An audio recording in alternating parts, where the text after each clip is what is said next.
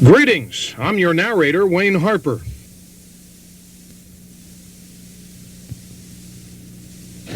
Friday, February 21st, the Harrisburg Farm Show Main Exhibition Arena. At about $1 per goosebump, the girls once again raise over $10,000 for the Lancaster County chapter of the Spina Bifida Foundation. The fundraiser is just a small part of the annual Motorama Speed Show. The micro sprint heats qualify one car. That's what happens when you have a 68-car field and 15 feature starting positions.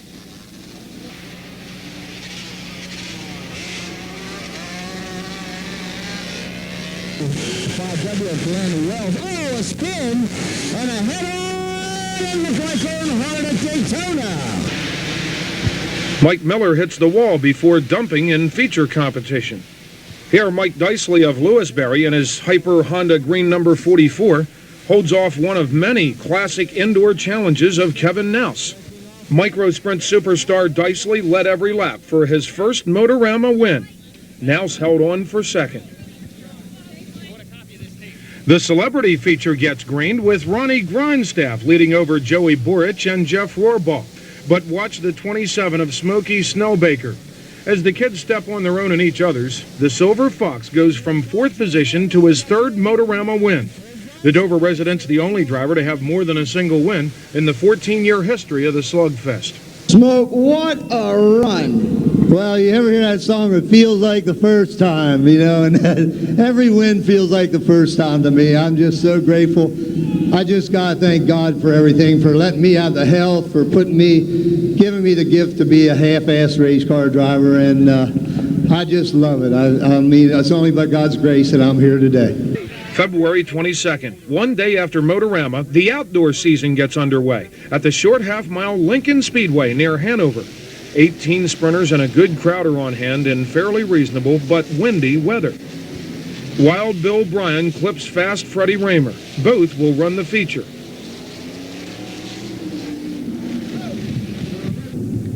The first 12 starters drew for position. Chris Ace leads from the pole. This lasted until turn 2.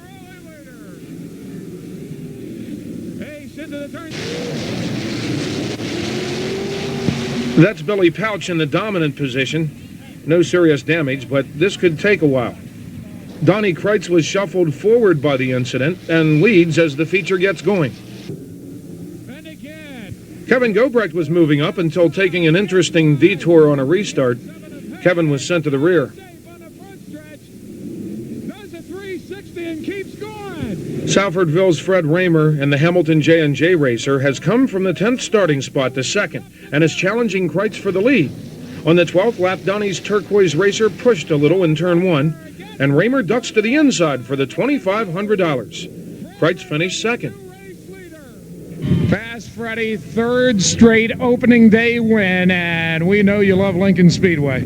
Yeah, you know, they worked hard to get this one in. Everybody thought they wouldn't get it in, but they told us down in Florida if there was a chance they'd get it in. Fred had the track for the weather conditions. He had it real good. I mean, as good as you can expect. And we were able to pass a little bit, but we got a lot of breaks. Well, you had an exciting feature. You had an exciting day all around. It all started with a loop in the heat there, and I bet you were talking to yourself at that time. Yeah, you know, I screwed up. It was all my fault, and I ended up costing Bill Bryan. But I went back out, and my car felt so good in the heat race, and I just tried to do too much with it and ended up turning around and wrecking Billy.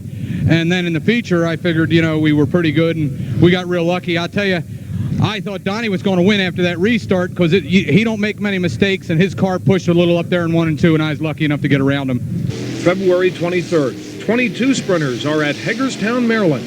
Donnie Kreitz again leads the feature, this time until the 18th lap. Mike Wagner and Frankie Kerr tangle in turn 1, with Wagner backing into the wall and Kerr spinning donuts right in the racing groove. Kerr eventually had to hit someone, and it's leader Kreitz. Donnie always keeps his cool. The Walt Dyer Masonry 461 of Monalto's Lance DeWeese inherited the lead and kept a big one until the final lap. Fighting a miss in his engine, Lance gets slowed behind a lapped car as the number 1 of 2nd place Billy Pouch makes up a lot of ground. But Lance pulls it back together for the $3,000 win.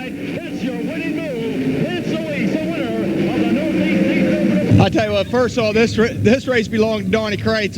He was operating pretty good. He had some misfortune there, getting tangled up with that lap car. Yeah, that's all part of racing. We had motor problems all day long in the feature. It kept shutting off. Those last 5 laps, she wouldn't even run at all. She kept shutting off in the middle turns, and I mean, it wouldn't run at all. I was just lucky enough to hold on. Todd Schaefer is sporting the Florida sunburn he got while racing at East Bay. Doctors told Todd to take 5 weeks off, but Todd knows his best medicine would be an early season win. It was pretty bad and got hot in a hurry, but I was lucky. I had good suit on, a Design 500 suit, and just had some burns on my feet and hands, and my face was burnt pretty bad where it come up under my helmet, but it's healing. I got one bad burn on my foot that's healing a little slow, but it's coming. March 2nd, Williams Grove. 34 sprinters filled the pits, with the top 12 drawing for exact starting spots. This is much better than a heads-up start, as it offers the paying half-frozen fans a much better chance of an exciting feature. Mike Wagner, number 55, leads until Rod George, number 5, takes command off turn 2.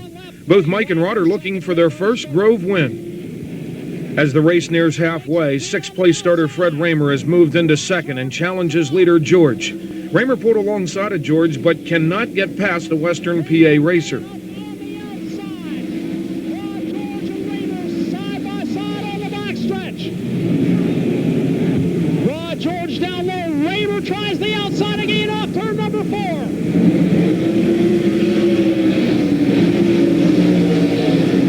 The 77 of Fast Freddy continued to tail Rapid Rod until lap 18, when Dan Dietrich, out of retirement again, rolled after contact with Todd Schaefer.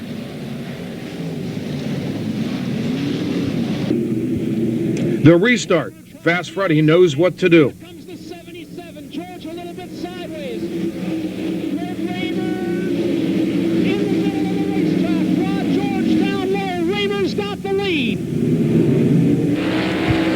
With 3 laps to go, Kevin Gobrecht begins a series of early season spills while battling Bill Bryan through turn 4. It's not over yet. Lance Deweese has moved into 2nd. Lance makes an inside challenge coming around for the white flag, but Rahmer, suffering from the flu, is home first for the $3,000 over Deweese and George. March 8th, Lincoln. Wayne Frank is a new one to us and a beautiful sprinter, number 66. Wayne is one of 18 sprinters pit side today.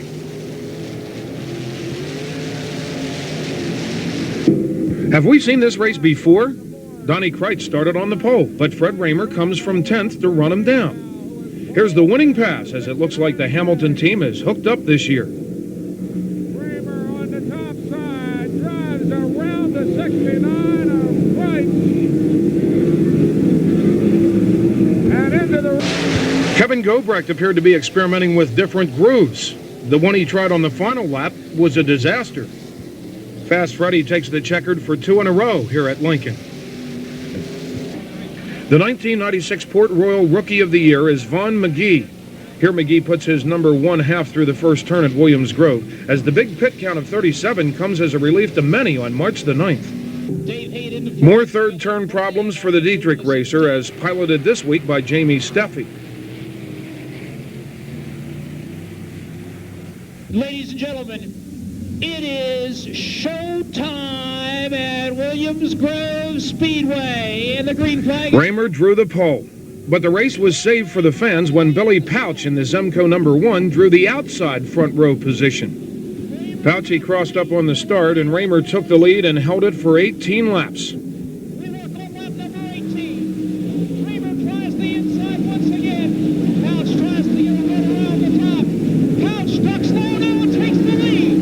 It's not easy to pass Fast Freddy Rahmer, but the kid from Frenchtown, New Jersey works lap traffic to perfection for his first win of the season. What happened at the start, Billy? We saw you get a little bit out of shape. Just what caused it? Well, I was up on a slick part of the track there, and I tried to pick up the start a little before Fred did, and I got a nice jump, but then coming out of 4, I just pushed it too hard, and the car winged down on the left rear and got me loose, and it could have been bad. I'm glad it worked out. Nobody got caught up in it. Non-stop. That was an unusual occurrence on a daytime surface. Yeah, I think the way the track was today, it was kind of had to be pretty good with it. You know, I mean, it was no kind of track that you could really pass that easy on. Looked like you really found the bottom in the lap traffic in the late stages. You were just driving underneath them and sliding up in front of them in the late going. Looked real good. Well, I figure when you're leading like that, you know, I mean, I was just timing everything kind of right, so when I did slide up, it was a clean slide on. But it was the only way you could really get anybody. You slowed up too much to race with them like Fred was doing there, and it cost you. You lost all your momentum. March 15th, a good field of 27 sprinters are at Lincoln. Kevin Gobrecht is upside down for the third weekend in a row. The first lap of the feature. Donnie Kreitz leads off of the front row as it's a tight squeeze down the backstretch.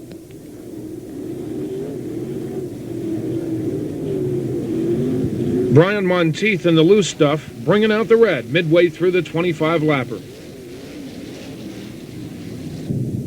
The restart. Lance Deweese, who by the luck of the draw shared the front row starting position with Kreitz, makes his move.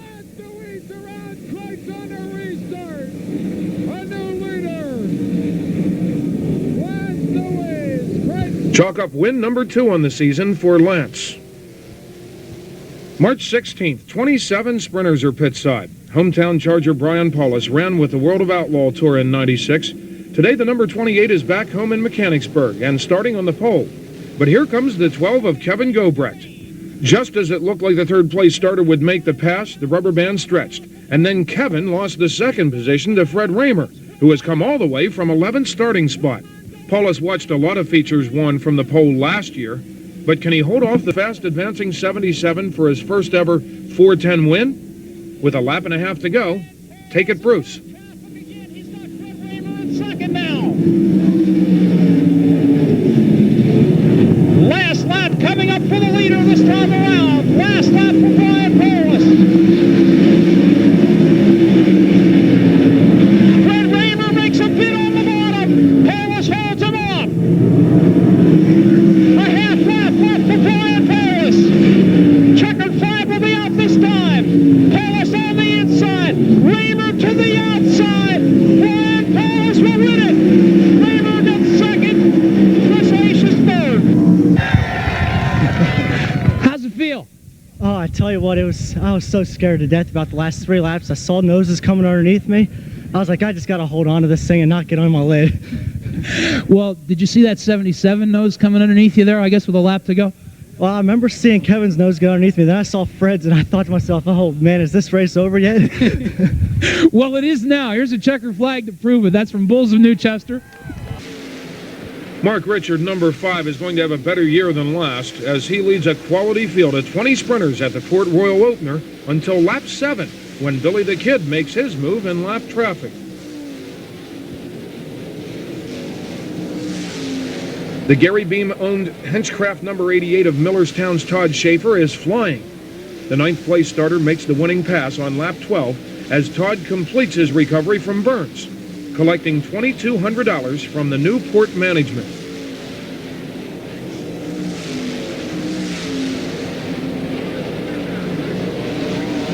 First off, congratulations. Boy, you had to work your way up through the field, and boy, you really learned how to dispose of lap traffic. Yeah, I'll tell you what, Tommy. We were down at the race shop last night till about midnight. We've been so-so all year, but I just haven't felt comfortable in entry. And Jimmy Russell and I walked up in the corner there, and he said there was a day where we'd run the backside, and I didn't run it all the time, but when I came to somebody that I had to go around, I was good. I'll tell you what, this one goes to the people that put the money in, and my crew. I want to thank, I got Matt Anderson that works at the shop all the time, and Russell and all the rest of the guys.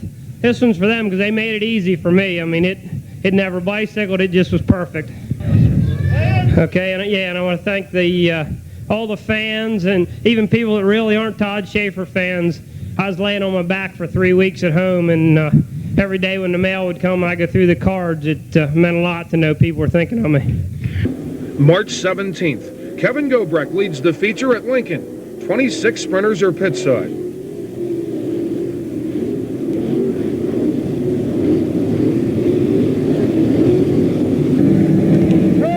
With 2 laps to go, the 12 of Gobrecht continues to lead. But 46-year-old Mifflintown native Keith Kaufman has brought the Warren Johnson-owned United Express Lines number U2 east. Keith comes fourth from 12th starting spot, taking the lead while passing under the white flag. Keith was tossed from the apple rod in favor of Gobrecht, and this $2,500 win has to feel good. Final two turns, a three-car race for second now. Your winner's going to be the U2 of Keith Hoffman. Keith, first and foremost, welcome back to Lincoln Speedway. Yeah, it's good to be here like this. What a run. It had to be exciting from your seat. It's always a good race. You beat your way up from the rear and win the thing, you know. It's a good race. That was great racing the whole way through. You looked like you were fading for a while. Well, you get in a hurry and, run them guys down, and then you light the tires up a little bit. You got to settle back down and get in a rhythm and get in your groove, and you can catch them back up, and it's hard to get the head and the foot working together. After Lincoln, we head to the other side of Pickletown and the Silver Spring opener, where the weather is so cold the fans should be paid to sit through it. Dave Newman gets over the tire of Chris Reed. Rich Eichelberger from York Springs and his York Excavating number 8 wins out in a back-and-forth duel with the number 32 of George Ryden. Howie Locke, number 12, catches up with Ike but cannot pass. It's Eichelberger's 32nd career Silver Spring win, but his first in 2 seasons. On the high side once again. That's where you like to race. Yeah, well, it was working good. We went to work with our motor program this year. Skip Hammer and his son Michael, they worked all winter just developing some motors. We tried some new cams, and boy, it's paying off. That girl really rips there. To get this one tonight, you had to make the winning pass not once but twice. You had to get by Ryden twice tonight. Yeah, I know. I sort of screwed up there. I went after we passed him. I was going to try the middle a little bit, and I hit a hole up there, and it was sort of slid out on us. And oh no, but it was good enough. I knew once we got racing we could go. But then I saw Howie. Howie kept sticking his nose under there, and I thought, man, we're going to race like this, the whole rest of the night. You just don't get an easy one here at the Springs. I mean, you got to work for it. That's what makes it all the better. And they have a better idea up at Niagara Falls, where the Can-Am 3/4 midgets race in the warmth of the indoors during the winter so that the fans can actually enjoy it. Driver Gary Morton may not be enjoying his Saturday night.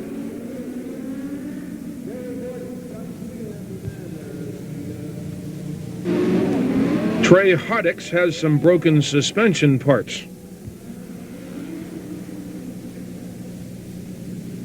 Now Trey has some more broken parts. New Jersey's Joe Payne Jr. in the red car leads the feature and begins to deal with lap traffic. Joe's biggest threat aft side came from Mark Summit, but Mark would soon be involved in a tangle, allowing Joe his second straight win inside the heated Niagara Falls Convention Center. March 18th, Ed Lynch will be the star today at Williams Grove. 33 sprinters are on hand. The green is out for the first of 3 heat races.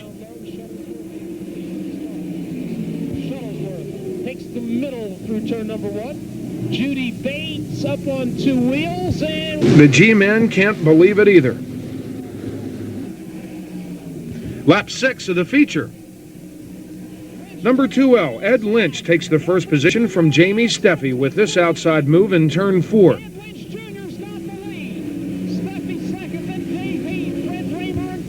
With just 4 laps to go and with a large lead, Ed makes this bad move among lap traffic. Fred Raymer, who started 12th, has no problem accepting his $3,000 windfall and makes an understatement in victory lane. I tell you, Pennsylvania race fans are definitely hardcore because they've been sitting out in the coldest last month, and we're fortunate to have the fans we do because they definitely support our racing. 36 358 sprints take the green for their first warm-up of the season, and it doesn't take long. Dean Bush, Tracy Templin, plus all the Bear Hill spectators are A-OK. comes out for a car stopped on the front stretch, and also Tom Leach climbs the inside wall after shedding a wing part. Dave Hammond climbs the outside rail to avoid a spinning Doug Esch.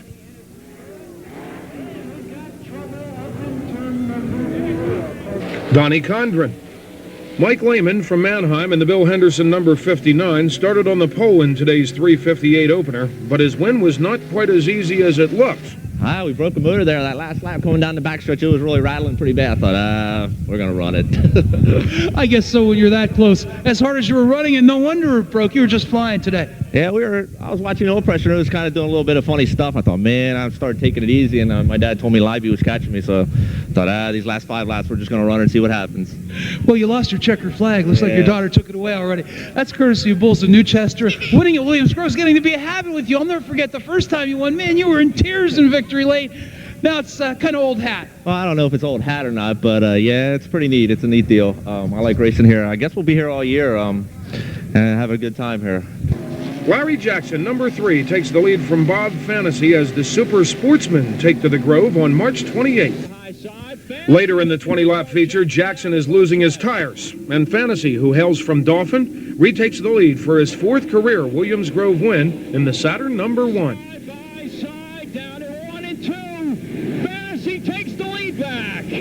Yeah, well, I knew we were going to have a tough time of it with Larry there, and I think he probably had a brake problem. They were suffering with the brake problem all night long, and you know, if it wouldn't have been for his problems, I don't know if I'd have caught him. So I just want to thank my whole crew. They changed the whole rear end right before the feature.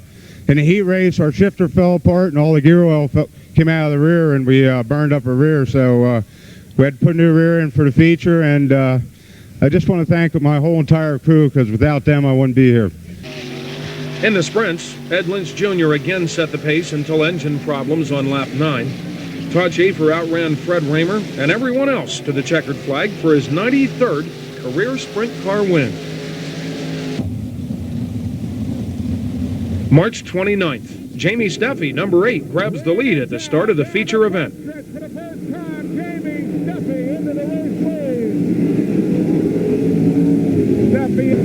The 5th lap, Steffi gets a little out of shape. Now Dave Ely leads in his number 77, and soon Fred Raymer and Kevin Gobrecht continue their rivalry for the 2nd position. Raymer and Gobrecht and Fred Raymer in the 2nd.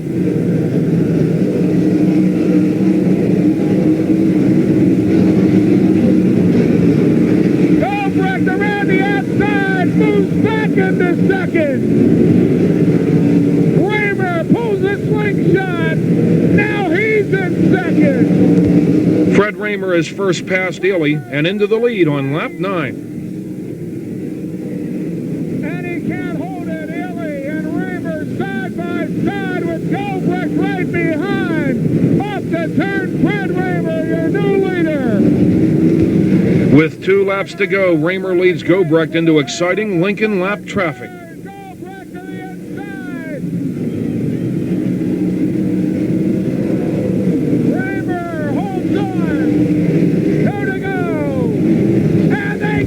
Donnie Kreitz from Sinking Spring, driving his Kreitz Speed Shop number 69, need not be too surprised, inheriting his 20th career Lincoln win and $2,500. We've said it many times this year. Probably looked pretty exciting from your seat. Yeah, I'll tell you what, I was a little bit too close to that. That was close. You know, sometimes you eat the bear, sometimes the bear eats you. You've been lucky before, but you've lost some like that, too. That happens. Oh, yeah, and, you know, we'll just take them any way we can get them, because we still had to work for this one. You know, we missed the inversion in the heat. We had to start 14th. I think the last 3 races we ran, we started like 22nd at the Grove last week and 20th last night and 14th tonight. And every night we were coming, you know, towards the front, but we're just starting back too far and screwing up in the heat races. I was going to ask, you missed the inversion. Any reason for it, or just fast cars? Yeah, I'm just not fast enough, just not doing the right things to the car and getting it where it drives real nice. I just had the car all screwed up in the heat race and tweaked on it a little for the feature and just happened to guess right. The car is working real good. Of course, your first actual win here this year, but you finished 2nd a whole bunch of times. So you've been up at the front all season long. Yeah, the car's taken a liking to this track for some reason, and Fred always just prepares a great track, Fred Putney. He's given us great tracks to run on all year. I mean, you know, coming up through, I'm sure the fans could see, you know, you could go inside, outside, all around. It was a great race for the lead, you know, up till that accident happened, and it's just a great track. April 4th, No more Apple turnover jokes for New Oxford's Kevin Gobrecht after his $5,000 win in Williams Grove's Jack Gunn Memorial. Kevin set fast time, started fourth, and took the lead from Jeff Shepard. Even more impressive is the G-Man's win the next night, defeating the master of the Lincoln high-low slide job, Fred Raymer, at his own game. Can't hold it now. Raymer to the inside with a slingshot, and Gobrecht gets it back. Gobrecht hanging on to the race lead. Raymer trying to... Oh, yeah, last night was a big race, but tonight the action was close. And I think this means more to us guys winning down here with a close battle with Fred like that. This is a great win. Well, we knew if it'd be the other way around, Fred would say that's exactly the way he likes it, and I'm sure it is for you too. Oh, yeah, you know, we had that little incident last week, and me and Fred, you know, we're friends. We're going to continue to be friends, and we, you know, it's racing hard. You know, it shows you race hard today, and, you know, luckily we pulled through it, and then we won, and we both finished this time, and, you know, that's what great racing at Lincoln's all about.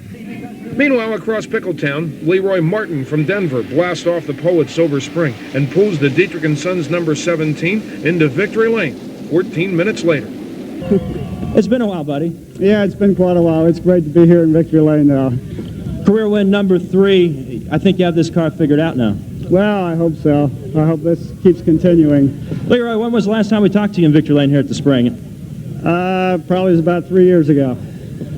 ARDC may not have the most balanced field, but there always seems to be a great battle for the lead. Young racers Ed Steinley and Mark Freeland, number 4, have both come from several rows back to the front of the feature as the midgets open their season tonight at the Spring. Jim Jackson hits the 4th turn wall. The pole sitter was uninjured in the tumble. Where would we be without them? A salute to the wreckers and push trucks. Watch as Freeland in the number 4 and Steinley in the 6, who is the defending American Racing Drivers Club champion, exchange the feature lead.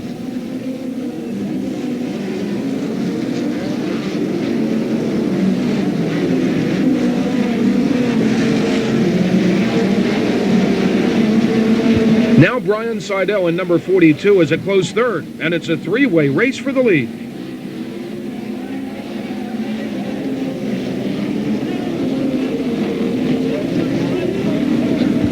On the 20th lap, Freeland spun after hooking Seidel's front bumper. This set up a scary homestretch impact.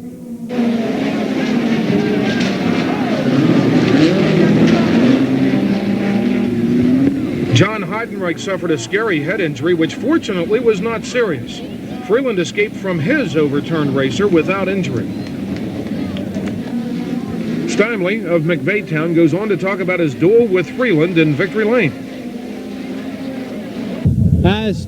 I knew if I didn't know how close he was, and he could buy me there. I thought, boy, I thought I was really going to struggle to buy him. And I finally got back by him there. Then Red came out, but we had to go put on a good show there. He wouldn't have gotten that little miss up there. Then I knew Brian Seidel was back there, and I knew they said he was coming, so we just buckled down there. I was glad to finish the race. I was glad we won it this way. One of the lesser-known success stories in Central PA is the Trailway Speedway on Armin Hostetter's plantation near Hanover.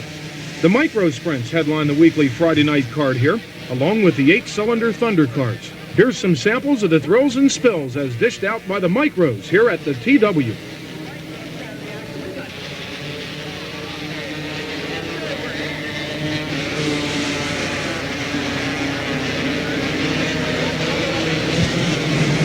The early season Sunday afternoon schedule winds up on April 9th with the feature conducted in a drizzle. Maryland's Brad McClellan, number 6, works the inside past Donnie Hendershot into the lead on lap 12 and on to his second win of the young season here at Trailway.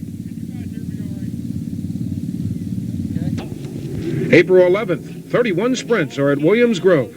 A rough start for Len Thompson, who is out for the night.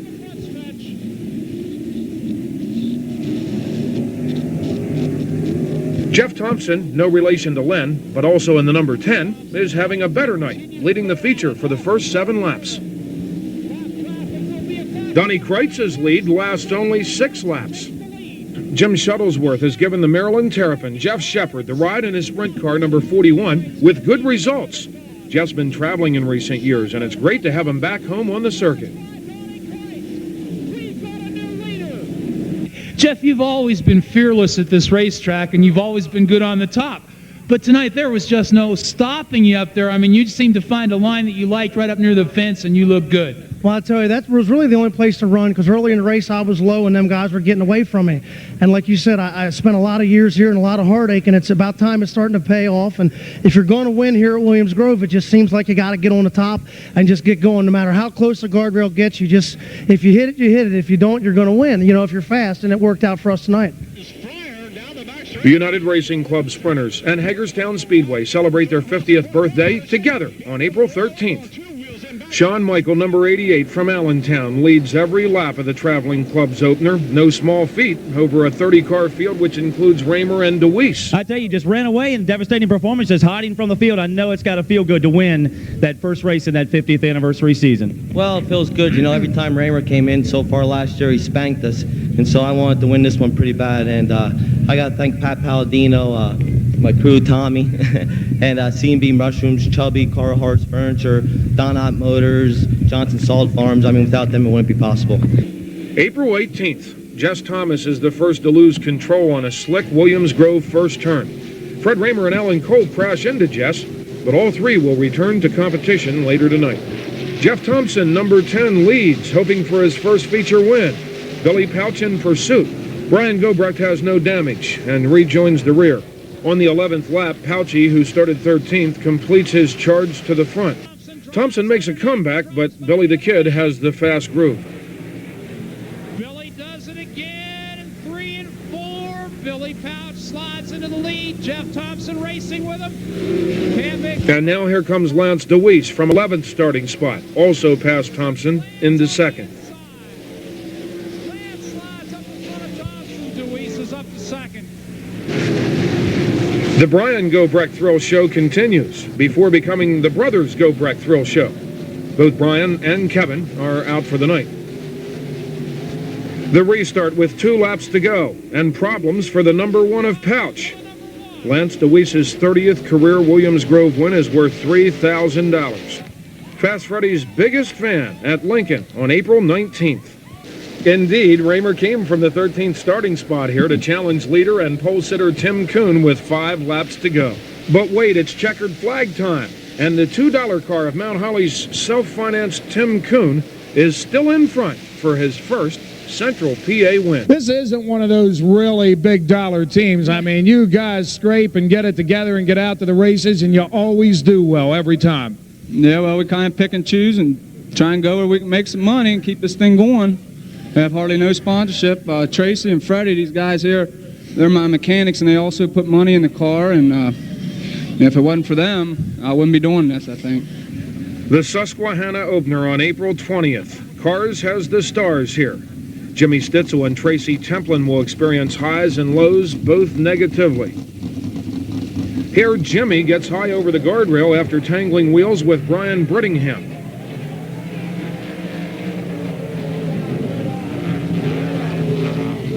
Tracy Templin is on the bottom of Jack Helgett during tough qualifying with 35 cars sprint Susky side. Jeremy Trout, 33, leads the feature with Mike Lehman in close pursuit. On the 14th lap, Trout struggles on the inside of a lapped car, and Lehman gets a bite up high. Trout tries to come back, but it will be the defending champ's 13th career cars win. Here's Mike with missed cars.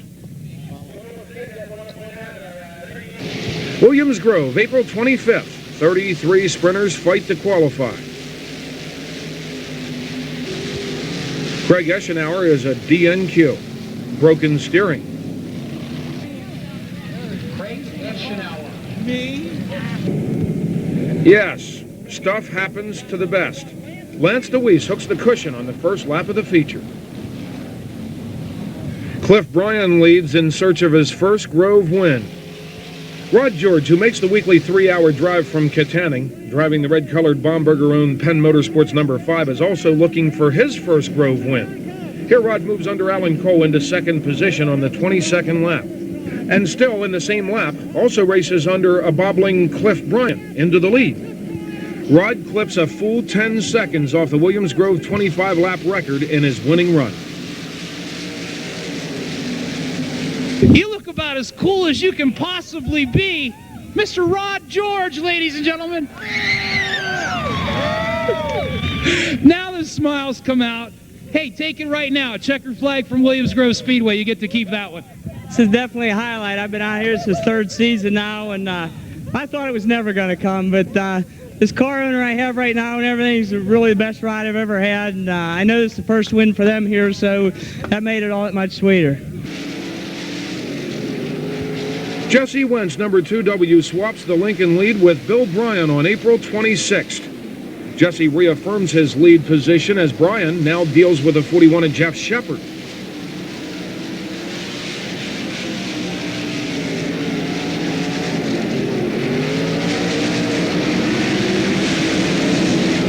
Four laps to go. Fred Raymer, who had to restart on the rear after a lap 3 flat tire, accomplishes the near impossible. It's Fast Freddy's 150th sprint car win. 36 358 sprints have joined the 25 410 sprints for a full pit tonight. Brian Allman makes his Lincoln debut. Tom Leach does not qualify. Problems on the backstretch. Tom Leach. Dave Hammond will walk away from the big one. Just your typical 4-car Lincoln battle for first. Judd Shepard, number 1, Bill Case, number 9, Del Hammaker, number 66, and Greg Libby, 119.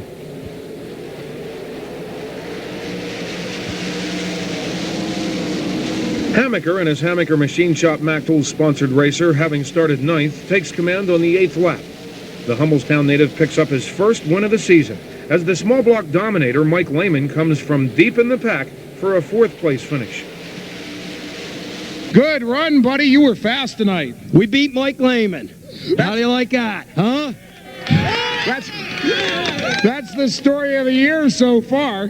Well, I guess, probably now we'll be cheating since we won. They were tough on Mike. Everybody said he was cheating, and we fell into his game. We started to try to beat him, and we got way off. We went back to our game, and it went good. April 27th, the Napa Super Sportsmen are on the red clay of Susquehanna. Veteran racer Bing Metz leads in number 11. Here comes the family Ford Mercury W100 radio number 59 of Steve Wilbur into the lead all the way from the 11th starting spot. We have a yellow for a tangle in turn 1. The restart. Wilbur drifts a little high on the rain-dampened surface as the number 1 of Terry Leininger takes the coveted number 1 spot.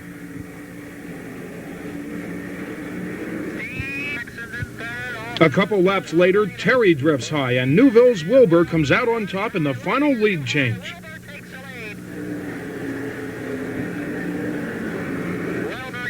Yeah, it was close. Terry ran good. I thought I blew it there on that one restart when he got by, but we got him back. It was real weird right along the wall there. It was a little wet, and that's how he got me, and that's how I got him back. So I guess we're even. Lance DeWeese drew the outside pole before leading every lap of the sprint feature, although Fred Raymer, 77, caught up and kept Lance honest through the final laps. April 30th, East Windsor Speedway is in New Jersey, where it's illegal to have our eggs served dippy at the diner. A full field worked their sprinters to Jersey specs, with Fred Raymer leading every lap. May 2nd, Judy Bates was a micro-sprint superstar, and she will settle for nothing less in her full sprint career, now entering its 2nd year. However, tonight, Judy fails to qualify as the All-Stars bring 44 sprints to Williams Grove. All-Star Chad Kemena is another DNQ. Another All-Star, Terry McCarl, in the canary-colored car, leads for 16 laps in hopes of giving his club their first Grove win. But Todd Schaefer is faster.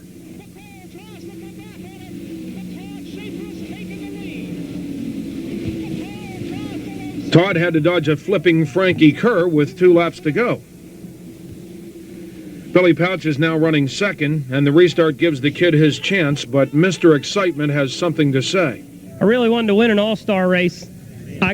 When I got burnt in Florida, it was at an all-star race, and I've never been injured where too many, like the all-stars, outlaws, whatever, seem like they really care or whatever, but the All-Stars called pretty much on a daily basis and helped me out in other ways, and I told them we'd support them where we could, and it's a heck of an organization. I'd like to thank them for putting this deal together, and I'm happy to be here on the front stretch. May 3rd, 45 sprinters at Lincoln. The All-Star program proceeded smoothly until the B main. That's Danny Coggeshall, also known as the Unabomber, exploding in turn 2.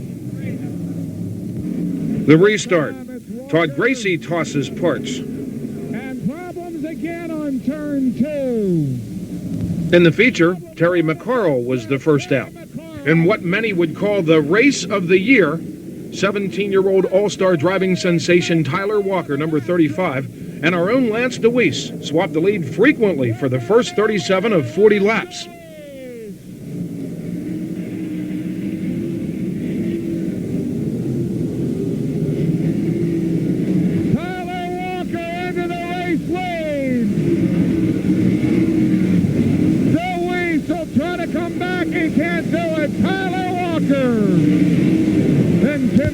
The crowd is going wild, at least by sprint fan standards. The final lap. Billy Pouch again, blasting by Tyler into second and gaining on Deweese, but the 461 hangs on for the $4,000 win. The All-Stars wrap up their swing at Selinsgrove on May 4th, where Kevin Gobrecht, number 12, leads until getting squirrely on the front stretch. Keith Kaufman is right there to take advantage of the fourth lap bobble. Keith is now the permanent driver of the U2 and celebrates by leading the rest of the way for the $4,000 payday. Also on May 4th, we visit the USAC Sprints, 19 cars strong on the super-fast paved half-mile Winchester, Indiana Speedway. Winchester was the only one of the several scheduled USAC shows to make it into the books this weekend because of the Midwest rains. Asphalt specialization is haunting USAC, making it difficult to fill the paved track fields, as the dirt sprinters feel they are not competitive. Chet Phillip in the Standards Testing Labs number 77 followed the 4 of Brian Tyler for 8 laps before shooting underneath down the back chute. Here's Brian from Speedway, Indiana, after making the team $5,000 richer. May 10th, Lincoln. Kevin Gobrecht. Cancellations at Port and Selinsgrove have allowed Lincoln 30 sprinters. Brian Gobrecht suffered some burns on his feet after losing a final lap last qualifying spot duel with Judy Bates during a heat race. Tempers also flared. A tango in the feature bounces Cliff Bryant and also involved Fred Raymer. Tim Kuhn, winner here a couple of weeks ago, is not above putting another driver into the car to manipulate the pole. Joey Allen led for just 3 laps. Chris Aish, who started 9th, winless since Selinsgrove's opener this year, moves the Miller Brothers Chevrolet ENG Classic 17 past on the outside. Chris stayed out in front for a $2,500 win. With all of these weather outs at the other racetracks, man, all the big guns are here. Well, yeah, you know, that even makes it even all the better, you know, when all these guys are here.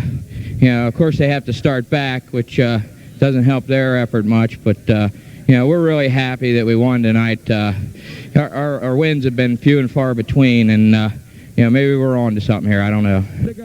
Fresh out of the micros, pole sitter Doug Esch spins in front of everyone, and that's a sure sign of a future star. That's Frankie Herr landing upside down.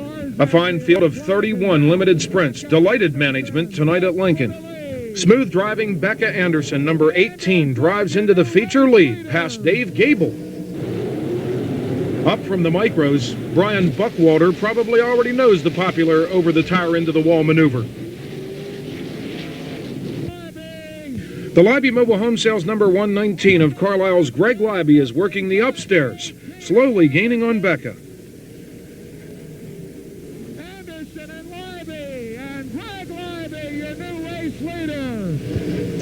Libby takes the top spot, and now the 88 of Terry Leininger wants to drop Becca to third.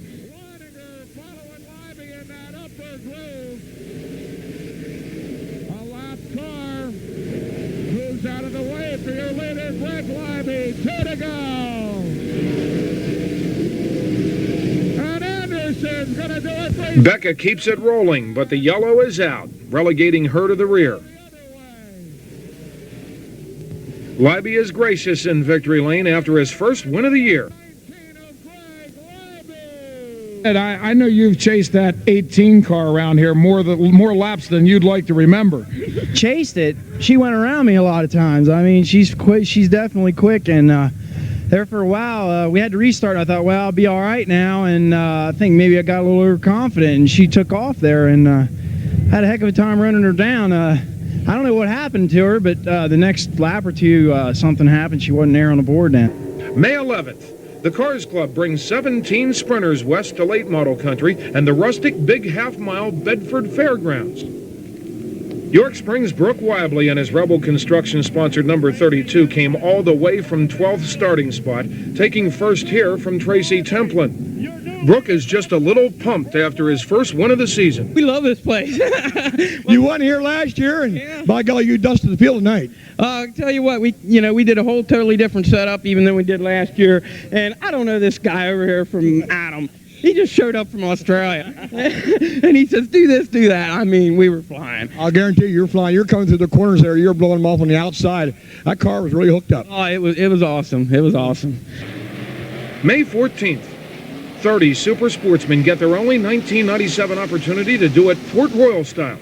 The track is in perfect shape. The super sportsmen hit their highest speeds of the year.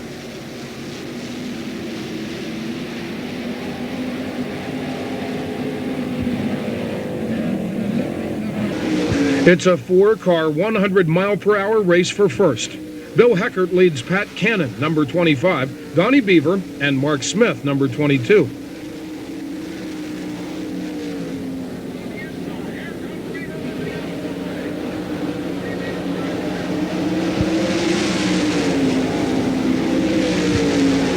Donnie Beaver in the Advanced Industrial Services number 10, who started 11th, is the new leader.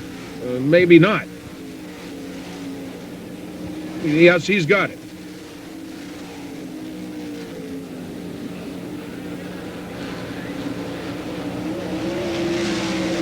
Mark Smith moves in for a close second, but the Beaver talks to Tommy Little. We like to run here. We run good here a lot, but a lot of times we have bad luck. Luckily here now we got 2 wins. I'm really happy about that. It's a fun place to race. Well, I'll tell you what, more importantly, it's your first win of the 97 season, so that'll let a little bit of pressure off your back. Yeah, it's getting tougher and tougher every year. There's so many good guys that are racing in the point handicap system. It makes it really tough to race there, but I think it does help you become a better racer for sure. 24 sprinters are on hand for the Wednesday night show.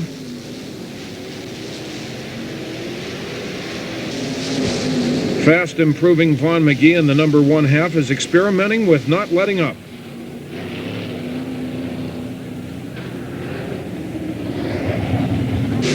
Mark Richard, number 5, leads the feature.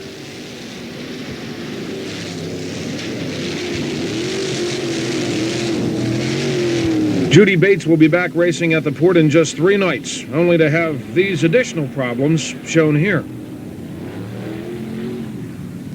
Back to Wednesday night, as Todd Schaefer, 88, zaps Richard for his 4th port win of the season.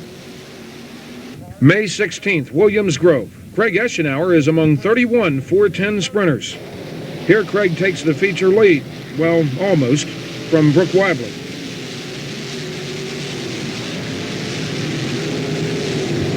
The restart. Bill Bryan crashes hard. During the red flag, leader Wibley pitted with problems. Jeff Rohrball, number 45, inherited the lead until Mr. Excitement completes another winning charge from mid-pack. Todd started 10th and was set back 2 additional spots for jumping on a restart. The big boys are coming to town next week, the World of Outlaws. You know you're fast here tonight. Do you feel fast enough to be competitive with them? If they'd make the track just like it is tonight, we'd run with them. Seems like when they come in, I don't know who's in charge of that. They sort of cater to them, make it dead slick. I don't know. We run here every week, and then they change it when they come. So I'd like to think we have a chance against them. Troy Weiser lines up a stalling Doug Esch. Troy is okay, and after a momentary nap, Doug is awakened by a bang of the guardrail. Doug would prefer a push truck next time. Frankie Herr, number 2, took the feature lead from Gary Gullub until the small block dominator Mike Lehman, number 59, completes his charge from 11th starting spot for his 3rd win in the 3 Grove Limited features conducted so far this season. Sealands Grove, May 17th. Todd Hester, number 33, leads the feature in search of his first win. Todd doesn't want a caution flag, but there's going to be one. Alan Cohen, his own number 17, who started 11th, appreciates the yellow. The Bloomsburg native followed Hester briefly before taking over on the 12th go-around. It's Alan's 3rd win of the 6-race season so far here in Snyder County. No real close calls, I guess, during the way. Todd Hester was going great at the beginning. He seemed to really win in the lap traffic, and I think he slowed a little bit. And once he got by him, Craig Eschenauer was behind you, but looks like you had enough to cover him. Yeah, we were pretty good. I knew it right from the start. I thought he was running a good race out front. He just kind of hesitated a little bit during them lap cars, and I took advantage of it. May 20th. That Pennzoil Sprint Car Series comes to Lernerville. Nobody hammers it for a full feature like these guys, and this is one place the track surface hangs in there with them. Western PA's main man, Ed Lynch, flips with Mike Lutz. Celebrating his 25th year in racing, Slammin' Sammy Swindell has taken the lead from the 11 of Greg Hodnett for his 7th feature win of the season. Pennzoil and National Live Television come to Williams Grove.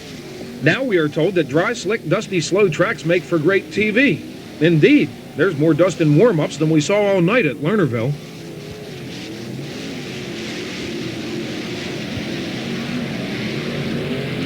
Judy bends some more parts during Thursday night, May 22nd qualifying.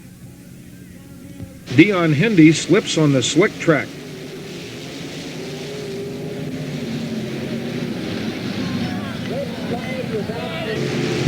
Donnie Schatz rolls over in avoiding a spinning Cliff Bryant.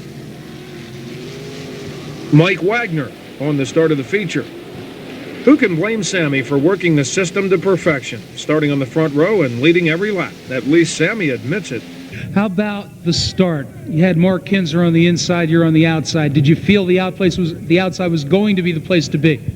Well, I knew after the dash, the way I started that that was going to be an advantage. So, we let Mark have the dash so I could get up there. I felt the racetrack was really going to go away on the bottom. And, it did. We got a real good start, I think, both times. And, I knew if I could do it without making a mistake that, we'd get a good run. Friday night, May 23rd, Johnny Herrera, always capable of an upset. Up-and-coming Lance Blevins. Herrera's upset was of the wrong variety tonight. On the tube, he blamed the incident on a broken torsion bar. The still frame shows Johnny was right. The second night, big ticket show format confounds us. The feature lineup is heads up from the dash, which was heads up from last night's feature, which was heads up from last night's dash. That's a 4-generation assault on passing. No matter how you line up the world's best race car drivers, you won't get a bad show. But why does that seem to be the goal on our biggest nights? After Blevins cleared the rail, front row starters Slamming Sammy and Cousin Mark do exchange the lead respectively. Kinzer talks with Bruce about the moment after a $10,000 win, his 7th of the Pennzoil 97 campaign. Well, you had some good racing there with Sammy in the beginning. Could you call the pass for us if you can remember that far back when you got by Sammy? Yeah, Sammy was just kind of running in the middle, and Sammy's been fast all week, and he was getting real loose getting off, and I went up to the high side of 4, or actually 2, and got a grip and just got to run at him down the back chute. May 24th, we're back with the Sprint Car Mortals. Jesse Wentz and Jeff Thompson are in close competition for Hard Luck Awards here at Lincoln.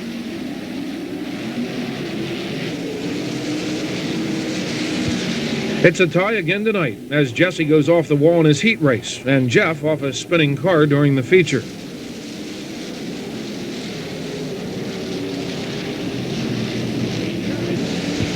Chris Ace, number 17, comes from 10th starting spot, taking the lead from Todd Gracie on the 9th circuit for his 2nd Lincoln win of the season. It's worth the usual $2,500. I'll tell you, you're a bit of a national celebrity this week. We got to watch one of the Outlaws spinning you around last night. Got to talk to you as a heat winner on national TV last night. You've got to be looking forward to the Outlaws coming to your home, Lincoln Speedway. Well, yeah, I'm looking forward to him coming in, but I hope Fred puts a little bit of water on that track. I hope it ain't like Williams Grove.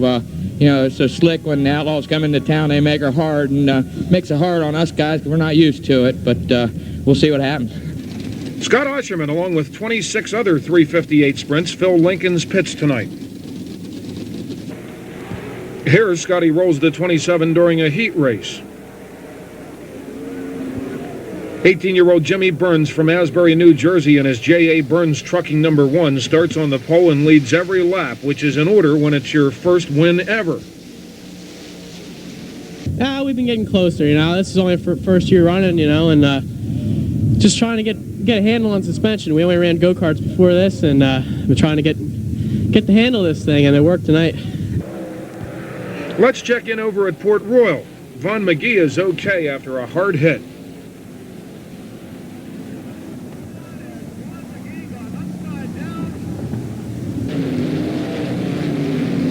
George Culp lays it over. Rod Straub does half an endo, tangling with Brose Bryan.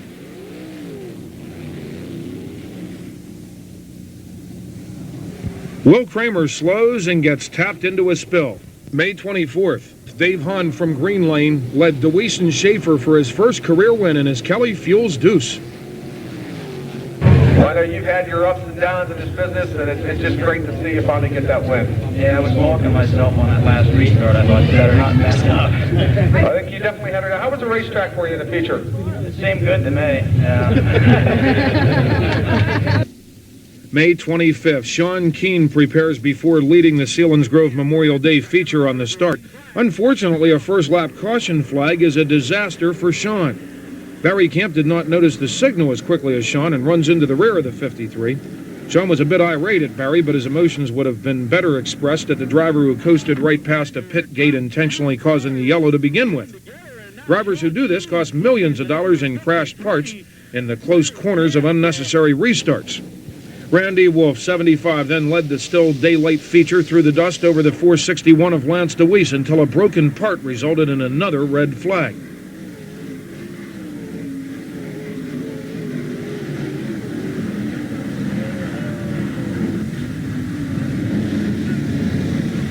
Lance has no such problems. May 30th, a wet, fast Williams Grove surface allowed 3 new track records. The one-day format handicapping held up enough for 3 different leaders and the winner to come from the second row. Wonder what Denny Lazowski just heard. The Dude Lazowski led the first half of the 30-lapper until Steve the King Kinzer's green number 11 took advantage of a bobble. After turning the first 16-second lap at the Grove, Jack Howdenshield performs another impossibility. Here's the Wild Child and his family after his first win of the Pennzoil Series in the Pennzoil-sponsored number 22. Jack, that was quite a move you put on the King of the Outlaws coming off turn number 4. Did you feel you were going to be ahead of him when you came through that corner? Did you feel you were going to be in the grandstand? Yeah, I know the car felt pretty good, so the car was just kept working better and better as we went on, so I felt pretty good out there. The car was just sticking real good, so we just got up through there. Patty, you look pretty excited yourself over here. Yeah, I've just been waiting to win one this year because I know he's good enough and I know he's going to win a lot more. May 31st, the big boys wind up their swing at Lincoln. That's Dave Haight with the more dramatic approach to turn 3.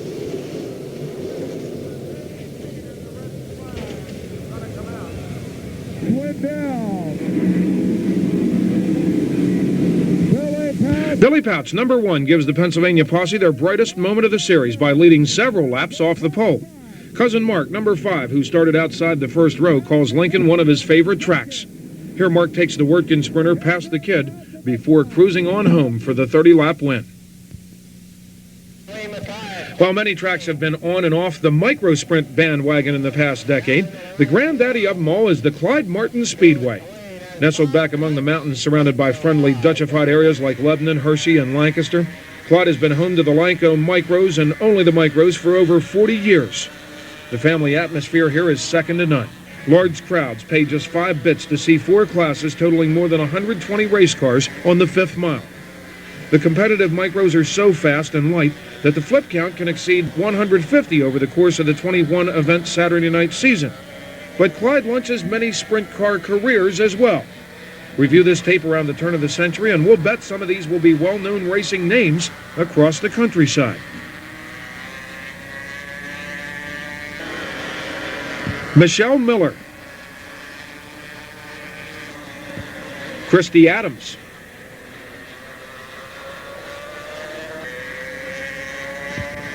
Davey Martzel on his side, Tommy Lamasco, Sam Esch off Brother Doug, Rick Agin,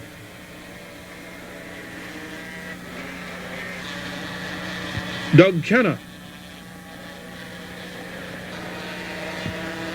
Bob Brubaker, number 23.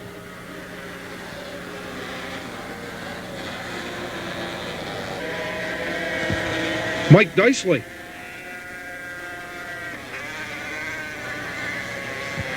Shaky Jake Mays. Terry Schaefer. Lou Temple and Eddie Nefaro.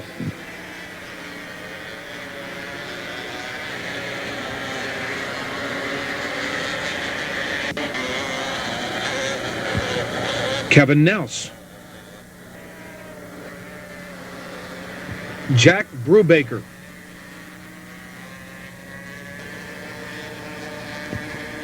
Mark God, number 82.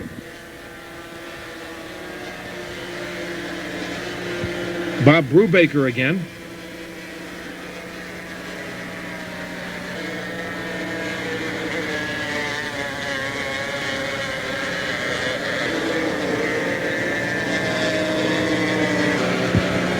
Henry Slagle.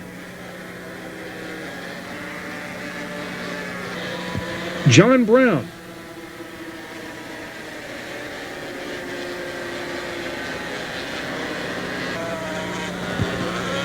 Chris Snyder.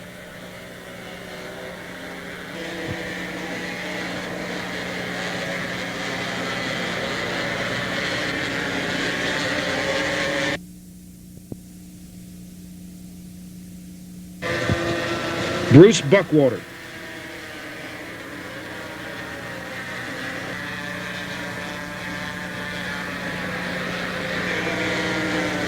Rick Buckwater.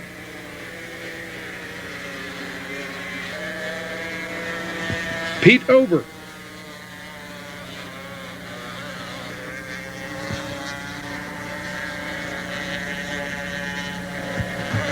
Corey Herbsock.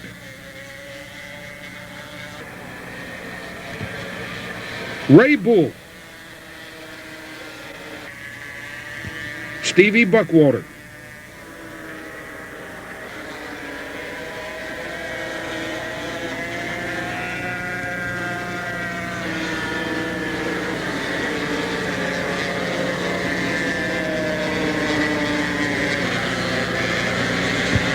Lou Temple.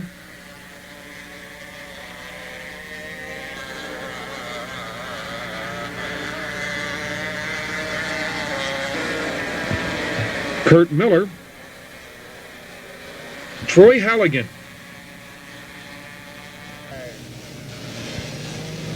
Here we go. Everybody in order. Watch him now. Even Clyde has its super colossus, like this massive jam up a half lap before the green flag. 75. May 31st, Scott Fick from Reading and his number 40 is underneath and past the 21 of Adrian Schaefer for his second win of the season here at Clyde Martin. Sticking with the micros, a brand new quarter mile of clay is initiated at the historic Kutztown Fairgrounds on June 4th. We always said we could watch these racers full time, and they've won us over further by going out and putting on a show despite the roughest conditions we've ever seen. Number 1, Ray Bull leads over Greg Lamy and Randy West. West moves into second after contact as the Zemco lookalike car of Keith Wetzel challenges Lamy for third. Get the Preparation H ready for these micro drivers.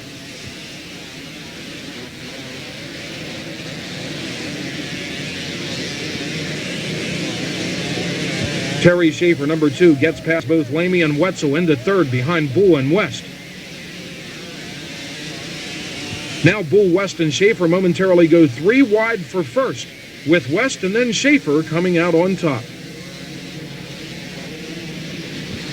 The finish was Reading's Terry Schaefer over West, Bull, and Lamy. A large opening night crowd watched in all. These are some real gutter racers. And I want to thank you people for being here. June 6th, Williams Grove never looked so smooth. George Ryden leads the sportsman feature until tangling with the 16 of Paul Troutman, who wanted the first position as well. Jerry Strauser joins in. Keith Prutzman from Reading and his number 28 LPS Sportsman takes the coveted first position from J.R. Fry. We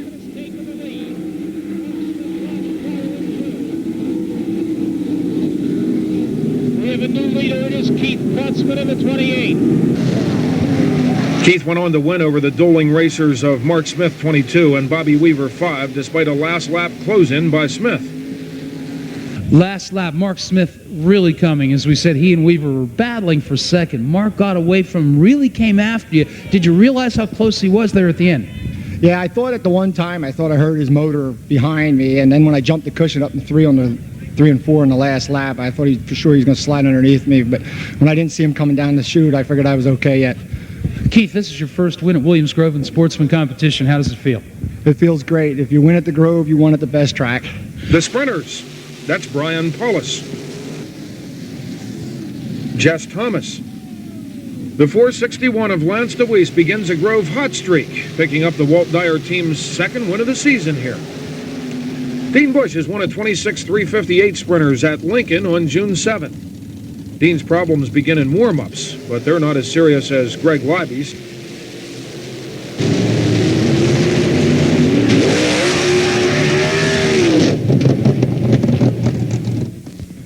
Greg is okay. Feature time. Dean gets run over, then dumps. We got a car on its side on turn 4.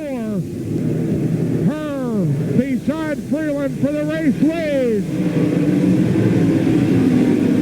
Mark Freeland, number 4, and Frankie Herr race side by side for the lead. But here comes smooth driving Becca Anderson in her dad's number 18 for her first PA win. Becca is a star in a couple of sports, especially field hockey, but her favorite is racing, much to the chagrin of her Delaware educators. Anderson, your race leader. Freeland second, Her third. Hammaker fourth. You actually turned down some scholarship offers to keep racing cars. Yeah, as of right now, that's what I'm doing. I really love racing. It'd just be a big help if a big sponsor to come along. Last year, you raced with a couple of guys to the end, and it was lap traffic that did you in. But this time, it looked like you had the upper hand through that lap traffic. Yeah, we didn't really get heavy until the last couple laps. Like you said, yeah, I lost a race this year because of lap traffic, and then last year. But, I mean, I'd like to get into some lap traffic seat time. I mean, it's just experience there, and it helped me in the long run. Jesse Wentz from Manchester, Maryland, does both parts needed to win at Lincoln. First, his Falcon Sun Feeds number 2 takes the lead from Lonnie Ryan. And second, holds off the ever-menacing last lap's charge of 12th spot starter Fred Raymer. It's a new 25-lap record to boot. Yeah, I saw him at the end. I mean, going into like 1 and 2 or coming out 3 and 4, I can't really remember. But he was definitely there. And it's when you beat Freddie and these guys are they're tough, and makes you feel good when you whip them a little bit. You know? Well, one of the things I was going to mention, it makes it all the better when you know that 77 car is right behind. Oh yeah, it makes everybody run harder. It makes you drive harder. I mean, I like to run against stout competition like that. So I mean, it just makes you better. June 11th in Western PA, beautiful scenery and knowledgeable track prep combine here at Challenger Raceway. Fred Raymer must enjoy the all-star handicapping when they visit the area. As for the second straight race, and at least the third time this season, the number 77 leads every lap from the front row. But Keith Kaufman keeps poking at him. Kaufman passed in traffic prior to the caution flag, and now it's Kaufman and Raymer breaking away from Shepard and Walker. This may be a two-horse race when we come down to it, two of Central Pennsylvania's finest. Smack in the middle of Central PA sprint car country, and on Saturday nights yet, Susquehanna offers the RSCA Modifieds. Also competing regularly are the street stocks and cars sprints. The Modifieds have actually been the marquee division here for several years, but 1997 marked the return of the Racing Sanction Corporation of America to the sport. The RSCA has held an almost legendary status by those who remember the Reading Fairgrounds. Mike Lehman has a modified ride in the number 7. Mike, who's been dominating the sprints here, is looking for his first RSCA win, but not tonight, as Jeff Strunk, number 93, takes over the lead on the 23rd lap. The cars sprints took the wings off tonight in front of the largest Susky crowd of the season. Both Brian Buckwalter and Dave Sox would run the feature after their visits to the rail early in the evening.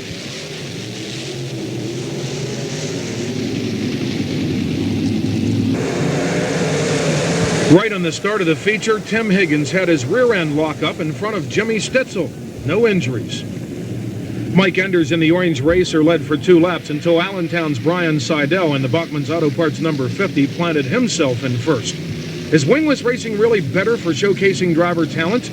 Listen to Brian in the unagendized honesty of Victory Lane. Yeah, when you have the wing, it goes down the end of the straightaway. It just kind of plants itself, you know, and when you don't have this wing on, you don't really know. If you run in just a car length too deep, it jumps up over the cushion, and you're a busy guy for a little bit. Yeah, you don't get to relax at all. This is probably like the most mentally fatiguing thing I've ever done in a race car. You know, you're concentrating all the time. You can't relax for a minute. Miss Cars graciously declined the many suggestions that she join in the toplessness. June 20th, the United Racing Club is under a full moon at the Grove. Billy Ellis is upside down and out for the night.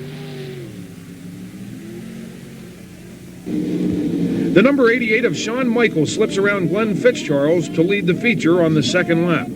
For the second year in a row, the URC put a sprinter where one has never been before. That's Scott Mohan blocking traffic out on Speedway Drive. URC's substantial first place money attracts Lance DeWeese tonight. Lance started 18th and finished first after this restart pass of Michael, whose engine is sputtering. That's Wild Bill Bryan. The Grove regulars will also feel the effects of the full moon. Impressive sportsman graduate Sean Keane leads another feature.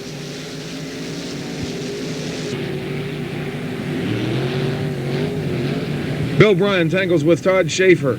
Bryan becomes the 3rd home run of the night. Apparently expecting fire, Bill quickly bails out of his car and then, showing concern for his fellow racer, smothers any possible flames on Todd's uniform as well.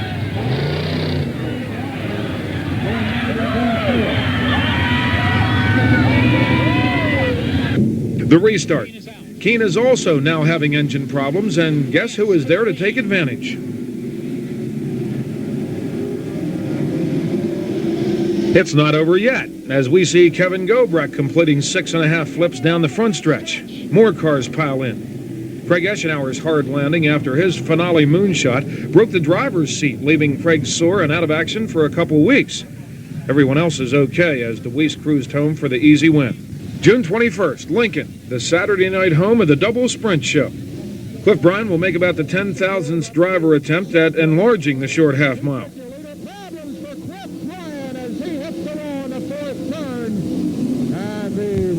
Jesse Wentz inherited the pole after several front starters tangled. Jesse's most serious threat came from the 17 of Chris H. Fred Raymer only made it to 3rd tonight. Jesse is very happy having turned his season around with 2 Lincoln wins. The deuces are fast tonight as Frankie Herr holds off Jeremy Trout on his way to his first 358 win of the season. There's a lot of good drivers in this division, but you clearly the fastest tonight. Yeah, I like the competition, and I know you can't let up because somebody will get by, and I needed that win tonight. And I want to thank all my race team owner, Skip Hoppin, and all the entire crew. They worked their butt off. We had a lot of bad luck here lately, and I hope it's changed around, and I think we're going to be going in the right direction now. The 358 sprints are going in the wrong directions at Williams Grove. That's Becca Anderson over the rail. Judd Shepard goes high to miss Tracy Templin.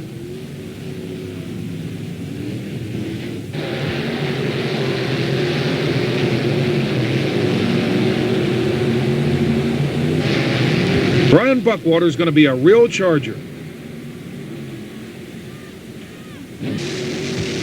Rich Nye lands atop Tom Leach.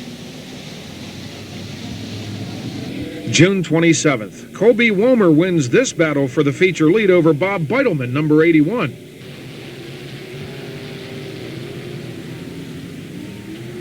During the red flag for another Judd Shepard flip, Terry Leininger gets turned around. Since Terry kept going, he restarted in 4th spot.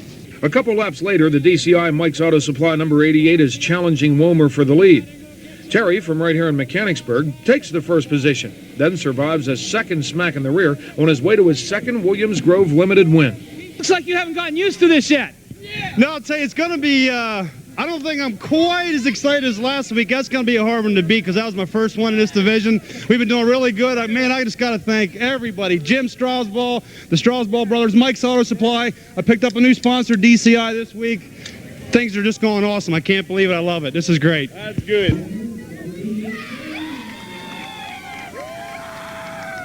Just how good is it, Terry? I just love it. This is better than sex.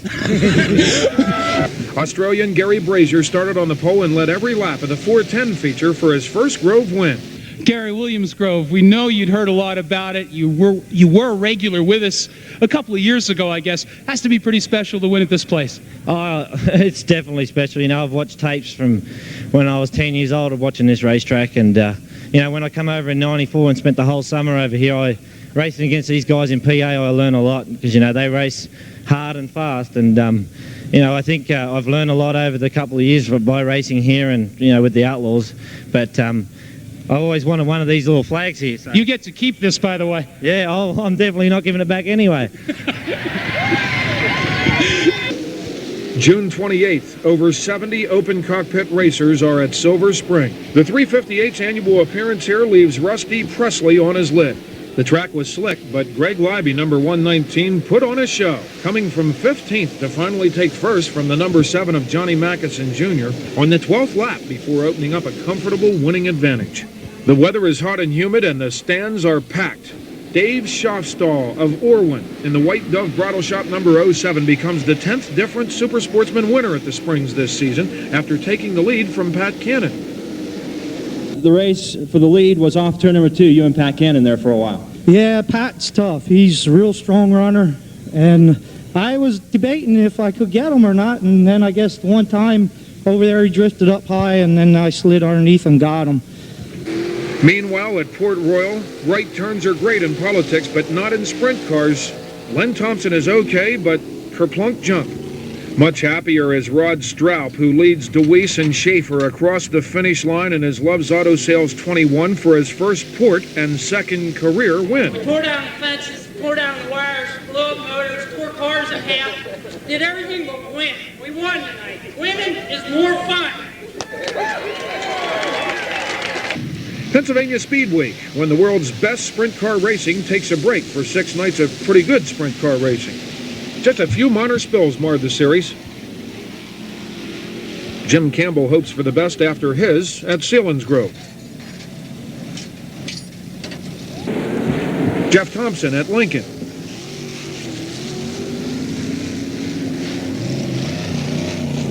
Judy Bates at Grandview. Bobby Weaver at Silver Spring. Danny Jones at Grandview. Time trials replaced points handicapping for the series. Only Chris Ace would interrupt the Raymer DeWeese winning juggernaut, and all races were won from the front rows. A fast and racy Grandview opened the series on June 29th. Fred Raymer started 4th before his winning tussle for the lead with Bill Bryan, number 16, on the 10th lap. It's a popular win for Fast Freddy, back at his original stomping grounds. Chris Ace's win came on a very heavy Silver Spring surface. Todd Schaefer started on the pole, but is having problems keeping the number 88's nose down. Chris started on the second row, and for the second Speed Week show in a row, the winning pass occurs on the 10th go-round. The outstanding occurrence of the week was certainly Lance Dewease, winning by passing Fred Raymer, who started on the pole at Lincoln. Dewease picked up a fat, easy $10,000 in the Mitch Smith Memorial at Williams Grove. Fertile Freddie Raymer started on the pole and led every lap at Sealands Grove. I'll tell you what I wanted more than anything. I wanted my picture with my kids, and I finally got it. Here and now, this is the second win of Speed Week. It looks like it's all going to get decided tomorrow. Lance started on the third row at Susquehanna, taking the lead from Kevin Gobrecht on the 7th lap. At Port Royal, time trials started both Dewease and Raymer on the front row, with Dewease eventually pulling away. Well, you know, you're fresh off putting your name into the books for one of the very few elite drivers that could say he claimed Pennsylvania Speed Week. Yeah, it sure was. You know, all we worry about is winning races, and you know, whatever happens with the points happens, and that's, you know, we were fortunate enough to win 3 of the 6 shows that we got in, and that gave us the championship, and I'm happy as heck to win this one right now. During the course of the Speed Week, the ARDC Midgets had plenty of fireworks July 5th at Lincoln. Brian Kobilarz, Randy Mosteller, Ted Schmidt, and Don Trent all flipped their small but fast racers.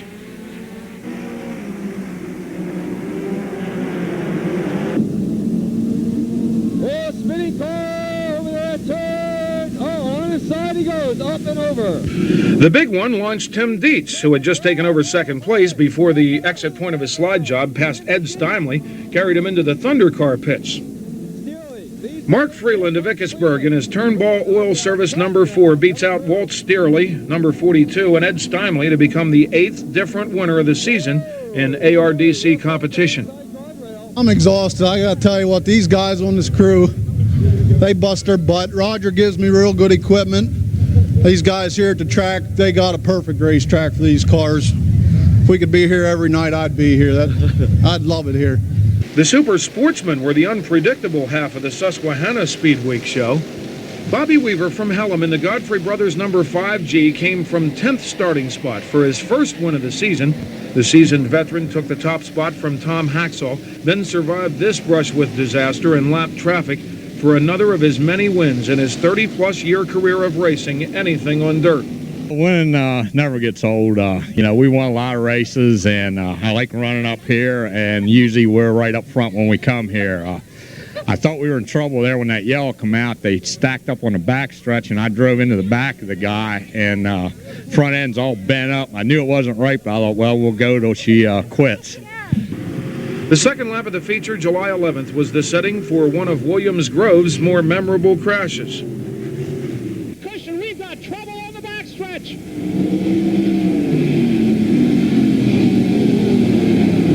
Lance Dewease is one of a couple of cars a little too far to the inside. The 461 pulls back in line, but appears to catch the front end of Jess Thomas. Lance turns into the wall hard.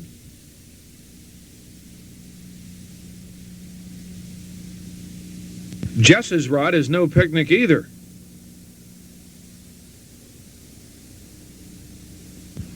The post-crash condition of Lance's car frightened even the most callous sprint car fans. Lanky Lance was a little shaky, being helped from the still intact safety structures. He'll finish second tomorrow at the port.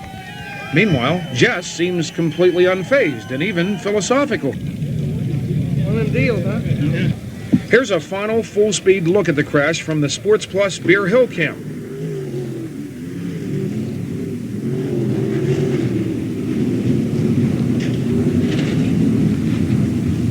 Sean Keane, number 53, led most of the race for the second week in a row, but Fred Raymer on the low side of some lap traffic pushed by on the 18th lap. Fred, this really solidifies your lead in the Cindy Rowe Auto Glass point standings with Lance crashing. You had just a 40-point lead coming in, but he finishes way back, and you get a big win tonight. That's got to be good cushion for you for the Cindy Rowe Auto Glass point standings. Well, I really want to win that points. I never really went for a point win here. I don't want to win it that way. I think, you know, hey, Lance's car is operating right now. I'm telling you the truth, I'm tired of hearing him out in the front stretch, but he deserves to be here. I'd rather just beat him than have him see something like that happen tonight. The Super Sportsman feature leaders tangle on the second lap, beginning this pileup. That's J.R. Fry laying it over. Let's go racing right. Tim White gives up the lead to Leroy Martin, number 66, and now Larry Jackson moves into second. Larry Jackson going for the lead off the second corner. Mark Smith Smith draws to the inside of Mark Smith now slips past Jackson into second, but coming off the turn almost 4 abreast for the lead, the cars file back out with Jackson challenging Martin for the lead.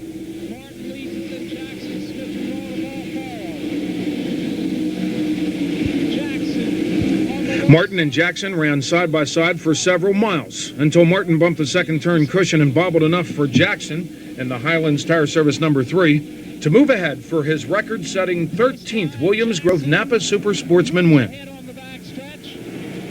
As we said, Larry, this is career win number 13 here for you. Rich Eichelberger is second. I think he's got 8. So you've always run well at the Grove. As you said, you had one here earlier this year and kind of let it get away. Do you remember what happened that night? Yeah, we were going up back shooting the last lap, and we blew her right rear, and I tried to bring her around for the checkered, and we broke the whole rear out of it, and we ended up like 3rd or 4th. July 19th, Selinsgrove. Sean Keane in the Keane Transport 53 is around Paul Moles into the lead and on to his first sprint car win. Well, Sean, we've seen a lot of drivers win their first ones here at Selinsgrove. Last year we had Johnny Heidenreich on the wing. Tonight you, and I know you're happy. I'll tell you what, we've won, I think that was our 4th heat race. And every time we get going on starts these features, the car doesn't go, and I get better. It's probably the driver. You know, it's always the driver's fault. But, man, I mean, this thing took off. And all I could think about back in my head was Alan Cole, Barry Camp, Krautheim. I tell you what, I'm sick of everybody saying, oh, Selinsgrove's rough. There's nobody good up there. Let me tell you what, we'll take on Lance or any of them guys any day up here. Because of you fans, it's awesome here. We got to thank you guys day in, day out for coming back. And if you enjoyed this tonight, bring more people next week. I thank you so much. I'm in dreamland right now. July 22nd, Grandview. Chris Ace gets his wings clipped. Thunder on the hill and a fine race as well. Watch Keith Kaufman, number U2, as he seems to surge from contact in this second-place battle with Lance DeWeese, carrying momentum right past the leading number 69 of Donnie Kreitz for the $5,200 winner's check. Here's Kaufman making a run for the top spot. Brett Rammer sneaks up into 3rd. Here's Kaufman, goes wide. Kaufman is up there. Keith Kaufman moves up into the number 1 position. Check the nice fingernail polish as worn by the newly crowned Miss Thunderwear, Chrissy Reinhold. July 25th, Port Royal. The All-Stars begin a long night with a makeup feature. Terry McCarroll will be back for the regularly scheduled show. The 30-car field managed 10 flips. Here's 3 of them: Rod Stroup, Judy Bates, and Troy Camp. Only Stroup was out for the night. Jess Thomas continues his rough part of the season. After Todd Schaefer dropped out, fellow front-row starter Lance DeWeese's close challenges came from Tyler Walker. But Tyler's sure second-place finish was gone along with his right rear tire on the last lap. Heat race problems. This time, Troy Camp is out for the night. All-Stars Bob Felmley and Tilted Kenny Jacobs will both find their way into the Beef Night feature. The All-Stars very much want their first ever win at Port. Indeed, All-Star Van Gurley Jr., number 3, leads the feature. Billy Pouch, number 1, is a closing second. Brian Gobrecht tangles with a competitor before hitting the Port Royal Tough Love barriers. The restart. Pouch gets the jump on Gurley, but we have contact. On down the front. Pouch has recovered, but a still squirrely Gurley finally rams the grandstand designer wall. Van suffered a backache from the crash. Chalk up another $4,000 for the undefeated Port Royal posse in the form of Billy the Kid. July 26th. Winning rookie Pat Cannon and the Super Sportsman will go first class tonight at Silver Spring. Warm-ups. This looks like a good spot.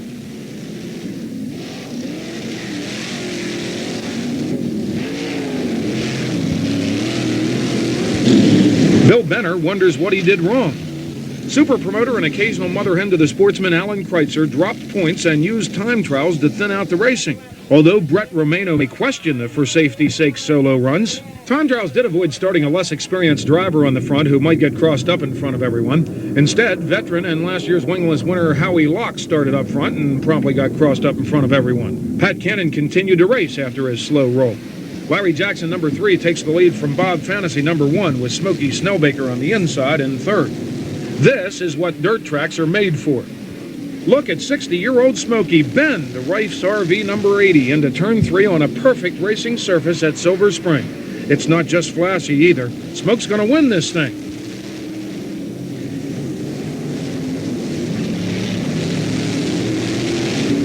The final lap. It's Smokey over a closing Donnie Beaver with Jackson third.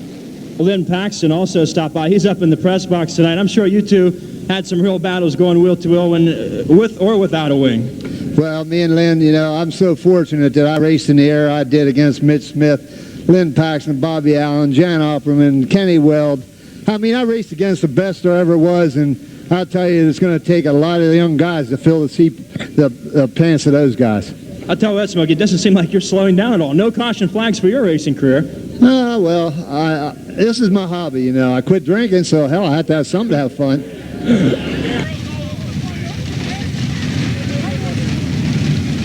Don't worry about old Smokey. Racing's not the only fun he's not given up. August 5th, Lernerville. When you speak of big money national sprint car races of August, never forget the Don Martin Memorial, where the one-day format meets over 30,000 to win. Apparently, few people did forget, as a record crowd looks on. Tyler Walker's gotten quite familiar with Lernerville clay during the '97 season. With 52 sprinters pit side, qualifying is where it's at. Local Craig Rankin will not. Even with the one-night format, tonight the feature is over before it starts. Dash winner Mark Kinzer starts on the pole and leads every lap, relaxing with his own future racer in the Lernerville victory lane. July 31st, Todd's upset. He's been hanging out at Williams Grove since he was 6 months old, but still hasn't been on national television. When they nail the setup, the PA posse can still run with any herd. Chris Ace leads the Thursday night feature off the front row. Paul McMahon was running second. Coming around for the 2-lap to go sign, leader Chris hits the fourth turn cushion and packs his wheel with mud. Unbelievably, second place Sammy Swindell does the exact same thing. First, Sammy slows way down, then picks the pace back up as Ace slows greatly. The pair of crippled racers hit turn 3 side by side before Chris hits the troublesome turn 4 cushion again. The number 1 of Sammy takes the white flag in the lead.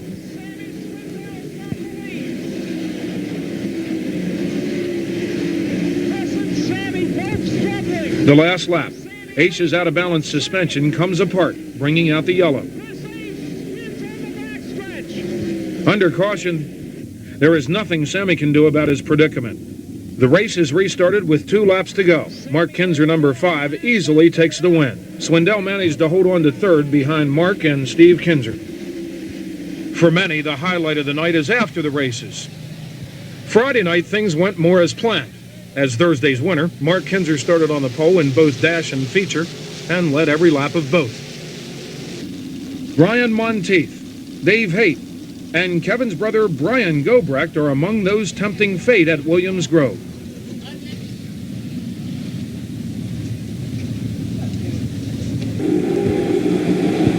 Brian Gobrecht gets a good bite on Brian Paulus. George Culp flips the Jimmy Schaefer number 57.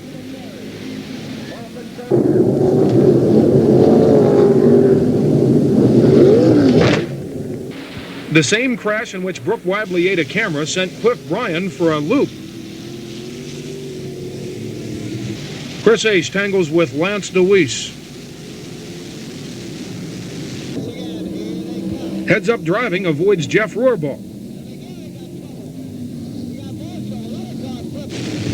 Brian Monteith slams Brian Paulus and is joined by Len Thompson.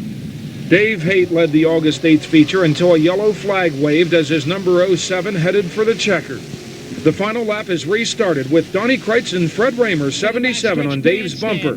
Take it, Bruce. Green is out. Last lap, Kreitz to the lead. Kreitz to the lead. Haight on the road side. Haight slides up in front of Kreitz. Donald ducks back under him. Kreitz has the lead. Kreitz, Haight and Raymer. Final turn. Kreitz to the bottom. Haight to the top. Off 4 they come. Raymer to second. Checker Wayne.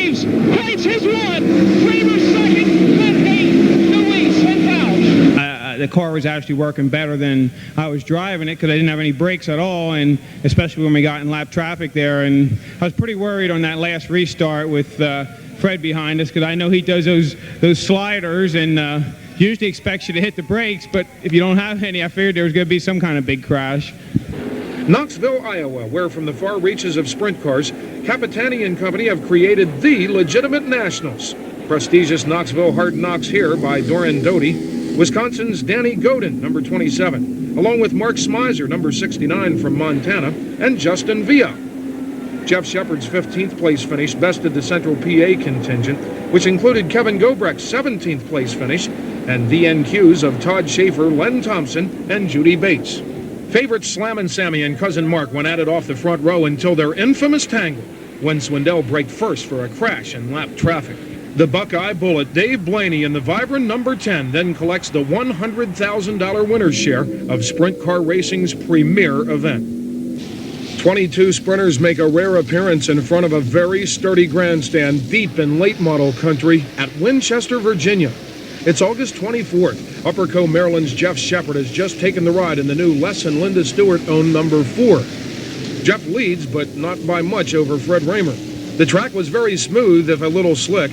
The final turns. Shepard leads Raymer across the finish for the $3,000 win. August 27th, Tyler Walker endos down the front as the All-Stars help present the Grandview Thunder on the Hill finale, which includes a 40-lap feature and 38 sprinters pit side. Manchester, Maryland's Jesse Wentz will almost score an upset in the $6,000 to win event, despite this run-in with lap traffic down the back on the 12th lap. Despite front wing damage, Jesse still held a good lead when Cliff Bryan brought out the red. During the stoppage, second-place Donnie Kreitz made a perfect chassis adjustment, while Jesse, a low buck contender, did not even have a spare nose wing. With 3 laps to go, Kreitz takes the winning spot. Fred Raymer finished 4th and was crowned King of the Hill. Lenny Krautheim brings his brand-new sprinter to Williams Grove. Len Thompson power lifting the front end. Krautheim breaks in his number 3. More Williams Grove spills, this time starring Lance DeWeese, who broke a wheel, and Kevin Gobrecht, who ran over it. Lance's most recent heroics included knocking more than 5 seconds off the 10-lap track record. Brooke Wibley gets the short end. Dan Dietrich leads the August 29th feature for 6 laps, but here comes the black 55 of Mike Wagner. Wagner is leading now, but under hot pursuit by the Beam 88 of Todd Schaefer. The pair enters turn 3 on lap traffic simultaneously, but only Schaefer emerges from the 18th lap drama. Turns 3 and 4 has been the hot spot for flips this year, but this is getting ridiculous. Todd, in the Village Square CMB Mushroom-sponsored car, then cruised to another win. The Super Sportsmen are 39 cars strong tonight. Terry Leininger, who races both the Sportsman and Limited Sprints, flips in qualifying. Showtime, the Sportsman's final Williams Grove feature of the year. Camp Hill's Mark Smith in the Taylor Rental number 22 moves under George Ryden and into the lead on the 4th of the 20 circuits. A few minutes later, Smith would barely hold off this last lap challenge by the black car of Larry Jackson. I just wanted to stay in my line up there on the top. I didn't want to move to the bottom because I didn't run there the whole race. So I didn't want to change at the last minute. So I figured, well, if they're going to get me, they have to get me on the bottom. And then Jackson showed himself there on the bottom. And I was like, well, we got the momentum, so I think we can pull it off. August 30th, Port Royal. Hurricane Mike Walter bumps the front stretch wall. Hurricane brushes the backstretch wall.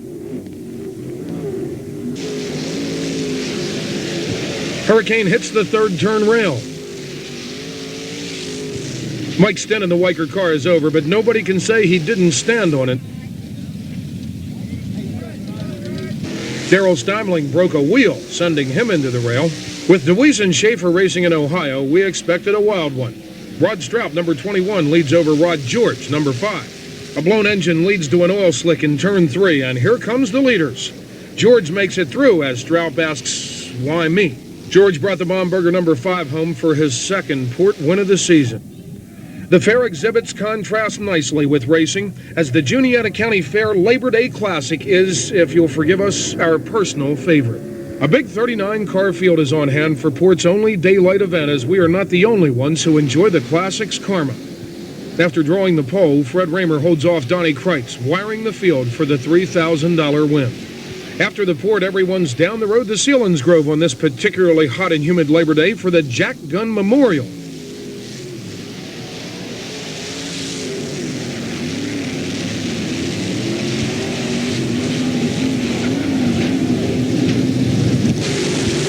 Fred Raymer again lucked into the pole, but the 88 of Todd Schaefer says, "Oh, no, you don't," making the winning pass on the 8th lap. Todd earned $2,500.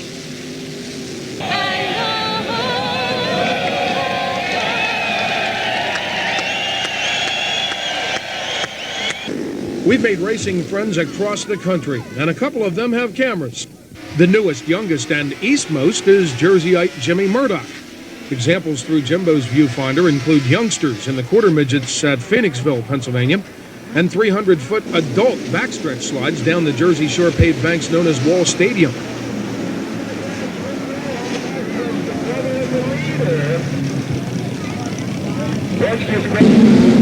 Brian Thompson begins our annual Midwest Cavalcade of Racers quality time at the Tulsa Expo's Chili Bowl for midgets and the lesser-known but equally spectacular Tulsa Shootout for mini sprints. New York modified superstar Brett Hearn in a rare moment with a real race car. Jack Howdenshield in a real race car. Brian often travels with Kevin and Alan Harker, whose photos, often of these same incidents, frequently grace your Speed Sport and Open Wheel. Also Mike Harker, who makes up for his dislike of squinting through viewfinders by being the racing paparazzi's poet laureate, if we're allowed such. It was Mike who so effectively defended our penchant for focusing on the trickiest turn when he said, "Go there because a flip is a terrible thing to waste." There are many accounts of race cars crashing into structures, but the close proximity to a large window of Scott Sawyer's Landing begs the question, will the Expo be the first building a racer crashes out of? More midgets here at Kokomo, Indiana. Larry Gibson puts right rear over left rear, and the rest is history. Aaron Fiskus gets a wheel into Michael Cox, sending Cox up and over. Andy Pierce on his lid after whacking Roy Carruthers. Jay Drake is the first midget upside down at Tony George's new 16th Street Speedway in Indianapolis, where they finally found a good use for a baseball stadium. Jeff Hampton. Wisconsin's Dean Billings drives over the front end of Andy Michner and flips at what used to be home plate. Greg Lukert drives over Jeff Fletcher, sending Fletcher into orbit at Sweet Springs, Missouri. Patrick Bruns flips his modified midget at Jacksonville, Illinois. Chris England, 23, and David Fall get together at Belle Claire Speedway in Illinois. American Legion Speedway in Fairbury, Illinois. Dave Camfield hits the panic button, sending Jack Hewitt tumbling. Donnie Brownson gets out of the gas while in the cushion, and here is the result. Midwest Sprinters. Bobby Hawks flips at Farmer City, Illinois. Missouri Race Park. Brooke Tatnell pulls a wheelie and finds the wall, waking the fans during time trials. Jason Dukes fillets his sprinter after making backstretch contact with Kevin Stepter. Tri-City Speedway, Illinois. Doug Wolfgang suffered a broken vertebrae after spinning wildly and having the cage ripped off by a flipping Tim Engler. A complete recovery is predicted. Lincoln Park Speedway at Putmanville, Indiana. Eric Burns gets over a wheel after a spin by Lenny Walsh. David Cronenberger and Jim Mills execute the double. J.J. Yaley is upside down after a spin and is then hit by Jerry Miller. Will Newland says hello after hitting an inside tire. Kent Christensen gets over the wheel of Danny Williams and puts a big dip in the roll cage. Brian Black hits the front stretch guardrail and barrel rolls twice. Confusion on the start leaves Sheldon Kinzer Jr. upside down on the front stretch. Bloomington, Indiana. Dave Peperak and Bill Rose flipping. Peperak appears to be over the edge of the earth in this twilight surreal image. Nick Adams rolls over the banking in time trials. Tracy Hines stands on the gas when he meets the almighty cushion.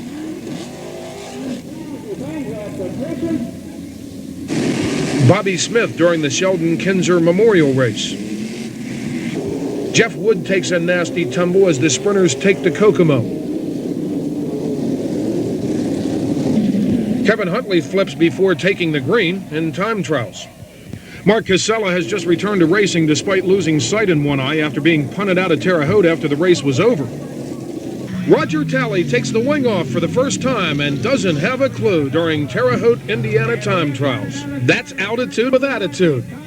While Brian prefers wingless competition, he also gives highest marks to the fantastic track prep and well-run Sunday night wing shows of the Tri-State Speedway in Hobstadt, Indiana.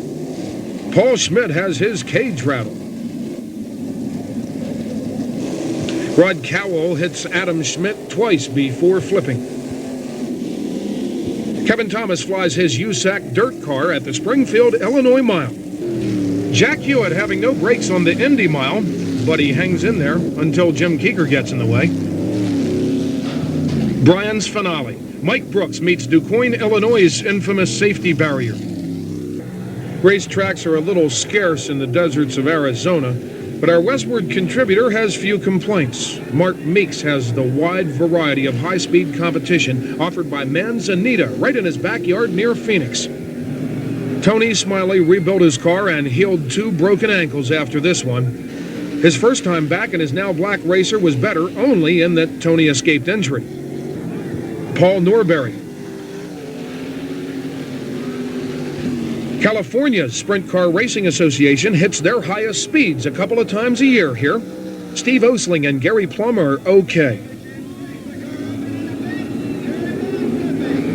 The most local is the Arizona Sprint Car Association. In 1995, the 360 cubic inch club voted no more wings to cut expenses, and they've been on a roll ever since. The ASCA is supposed to race only on the quarter mile, but Brandon Lane and Kenny Webster appear to have other ideas. An unidentified driver takes the back way out. David Scott. Rob Davis.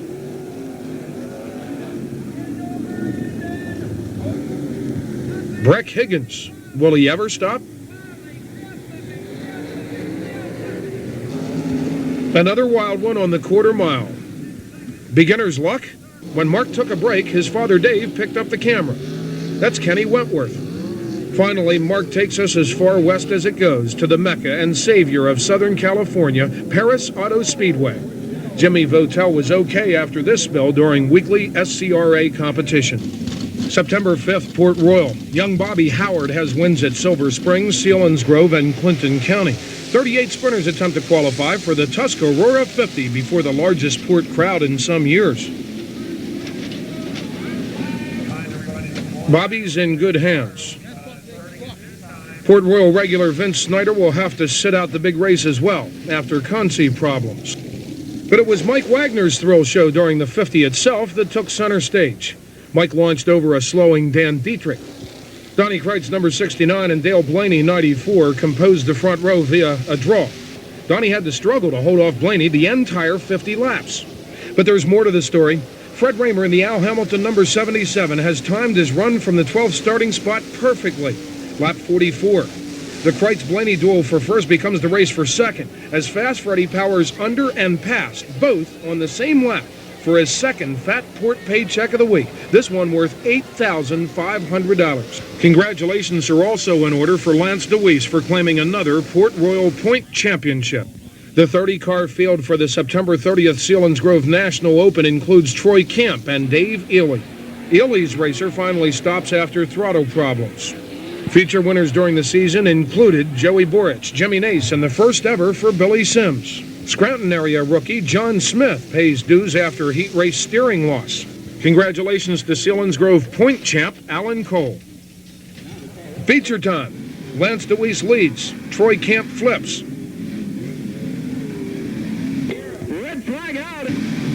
On the 31st of the 40 laps, we have a familiar sight of late. Fast Freddy Raymer making a winning move. Raymer slipped under DeWeese, opening a 2-second advantage at the finish.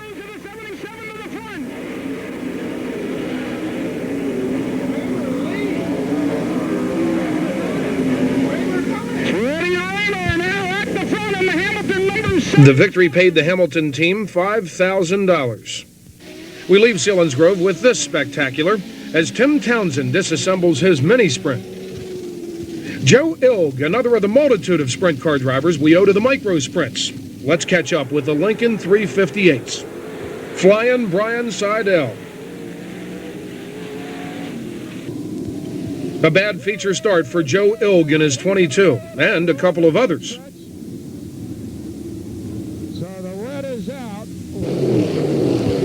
As the field files into turn 3, watch for P.J. Chesson to hang it on the fence.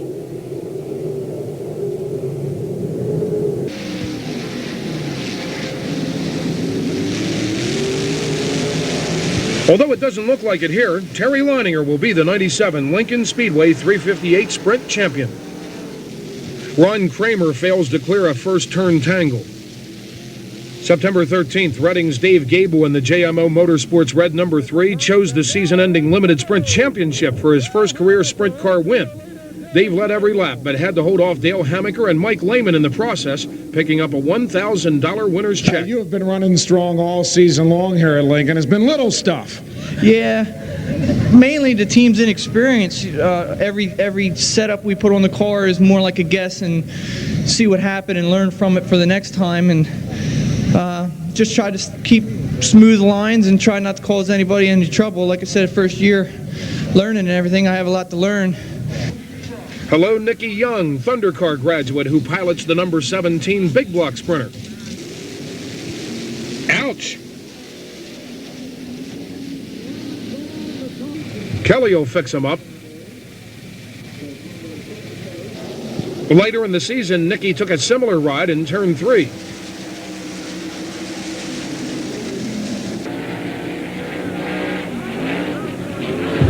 And while we're catching up with the Lincoln 410s, we must show you this colossal, starring Steve Siegel and a flaming Dale Blaney, which actually occurred during the final race of the 96 season. Fred Raymer had to charge from 12th starting spot almost every week here, yet he only got upside down on one occasion on his way to the point championship and 11 feature wins. Dan Dietrich. Bill Stein rolls after help from Nikki Young.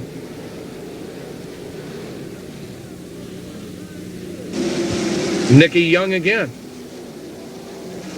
Len Thompson. Lincoln regular Glendon Forsyth tips after tangling with Bill Bryan. A qualifying heat race wheelie by Steve Siegel and the South Scarpeta-owned Paydirt film number 59. September 20th, Siegel holds off the hot challenges of Jeff Shepard, number 4, for his first and only win of the season. It's Steve's 22nd career Lincoln win. Yeah, I do most all the work on it. You know, Don does the motor work and stuff like that. But, you know, I mean, I help him over there and we build some motors. I've been trying to, like, you know, throw some nuts or something into Raymer's motor, but they keep catching me, you know. Yeah, I'll probably drive one of these until I'm in a wheelchair. If I have to get a crane and put me in, you know. But I love it so much, but I'm going to get my boy out. He's going to race something, you know, but it's just I'm going to have to work harder so both of us can. Resume hanging on for the Williams Grove 358s. Congratulations to Mike Lehman, the 97 champion, with wins in 6 of the 10 features conducted. Micro graduate Doug Esch flips in turn 1. Augusta wind catches Todd Reed in warm-ups before a storm washed out the show. Tom Leach makes it to turn 1.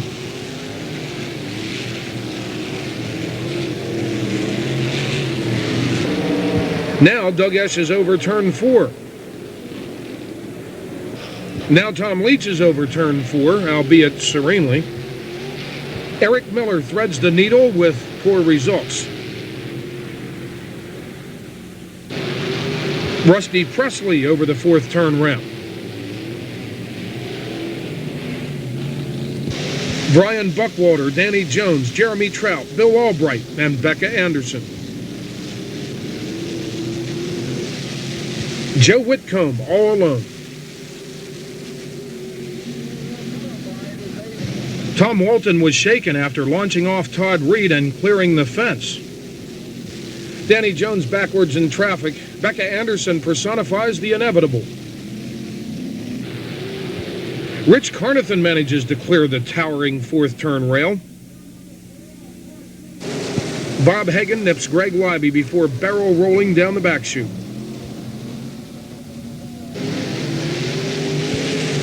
Terry Leininger puts a slider on Ron Kramer, which worked better than his slider on the wall.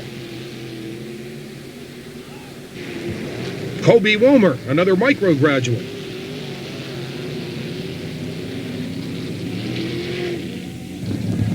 Of all the racers that cleared the West End at the Grove this season, none did with as much despair as Bill Albright.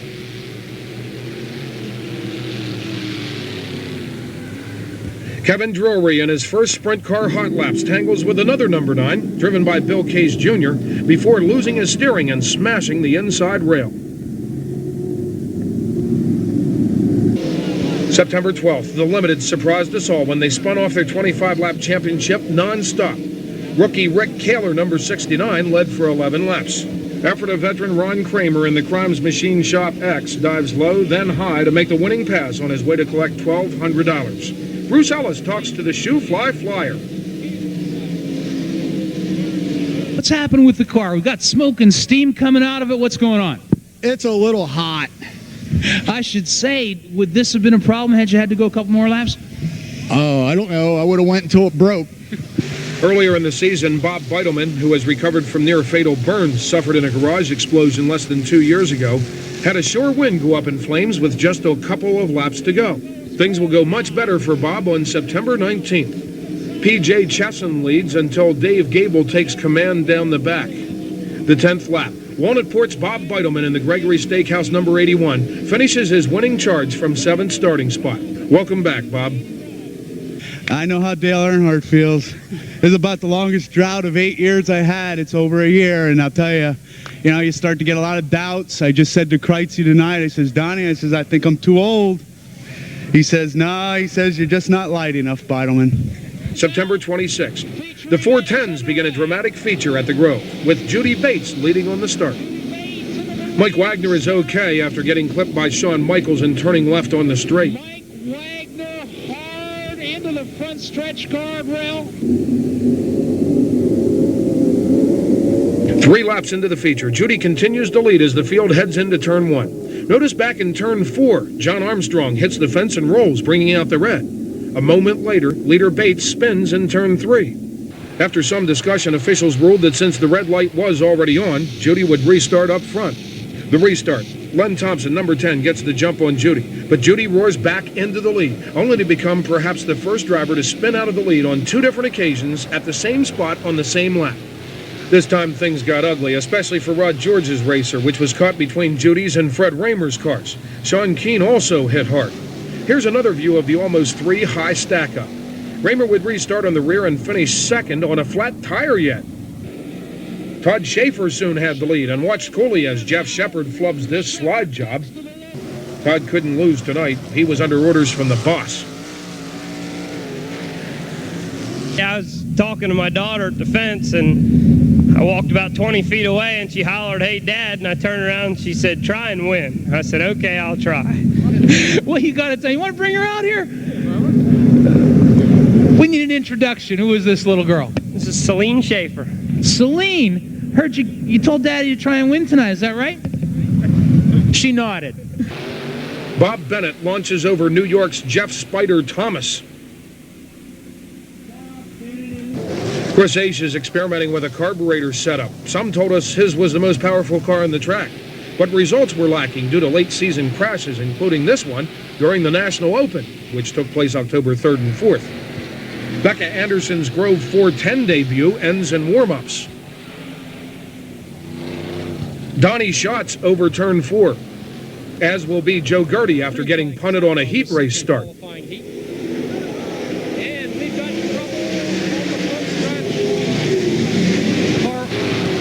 Kevin Gobrecht's had a long season. Sammy Swindell's famous blue Channel Lock car started on the front of Friday's dash and led every lap. This gave him the pole for Friday night's feature, of which he led every lap. Of course, the second night format is even better, as Friday's winner, Slammin' Sammy, started on the pole in Saturday's dash without having to time trial or run a heat race. He led every lap. This gave him the pole for the National itself, of which he will lead every lap. Someone really needs to have a talk with Mark Kinzer, who threatened to pee on the parade at one point midway through the event. Fortunately, it was just a case of Sammy being concerned with lap traffic, and the biggest Grove crowd in 10 years, which paid over $20 a seat, did not have to be harassed by a confusing lead change.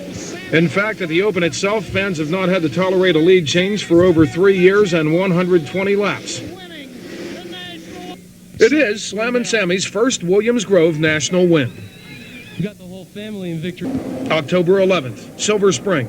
Smokey Snowbaker, number 80, works the lead from the 59 of Steve Wilbur. Smokey will pick up his 17th career win here tonight, but only after running most of the second half of the race side by side with the 29 of Jake Rodabaugh. Howie Locke's third place finish rewarded him with the point championship by a cat whisker over Larry Jackson. We'd like to acknowledge the feature wins of Pat Cannon, Jake Rodabaugh, Mark Zimmerman, Danny Hager, Carmen Perigo, John Stoner, Howie Locke, J.R. Fry, Chuck Landis, and Joe Reniker. The Super Sportsmen are still the most competitive division anywhere. October 19th, Susquehanna. Vince Vicari and the RSCA do tend to do things in a big way. The Cars Limited Sprint Nationals paid $10,000 to win. Jeremy Trout. Many big block stars found rides in a hurry. Billy Pouch in the Chesson number 76 will come back to win both the C and B mains from the rear. Bob Beitelman failed in his attempt to pull out of a crash landing, but he became a shoo-in for a provisional starting spot. The action switches to turn 4 with spills by Joe Whitcomb and Dan Richcrete. We'll take a moment to acknowledge Cars wins here this season by Bill Albright, Brian Brittingham, Jimmy Stitzel, and Mike Enders. In one of the most interesting races of the year, lap money was shared by Steve Siegel, number 50, Cars point champ Mike Lehman in his easy rolling 59, flipper Billy Pouch, and pole sitter Lance DeWeese, number 3. In the end, it was Pouch past Lehman for the win. 97 was another safe year on the track, but we lost Mike Irwin to Hodgkin's disease. Mike enjoyed 2 feature wins and hundreds of friends in his super sportsman career. It's sadly ironic to lose both Jan and Kenny this year. Their epic rivalry goes back 20 years, but seems like yesterday. Opperman never recovered from a head injury suffered while racing 16 years ago. Weld, like Irwin, was taken by cancer. We leave you this year with the touchy-feely 90s kinds of guys of an abbreviated stock car segment. Your cameramen have been Jeff Hall, Fred Plunk, Sports Plus Video, Todd Oakletree, Rusty Clark, Red Weiland, and Steve Faylor. Churchill once said the best success can be found in moving from failure to failure with undiminished enthusiasm. Thanks to everyone who helped make this production possible, and thank you from Dillsburg, Pennsylvania.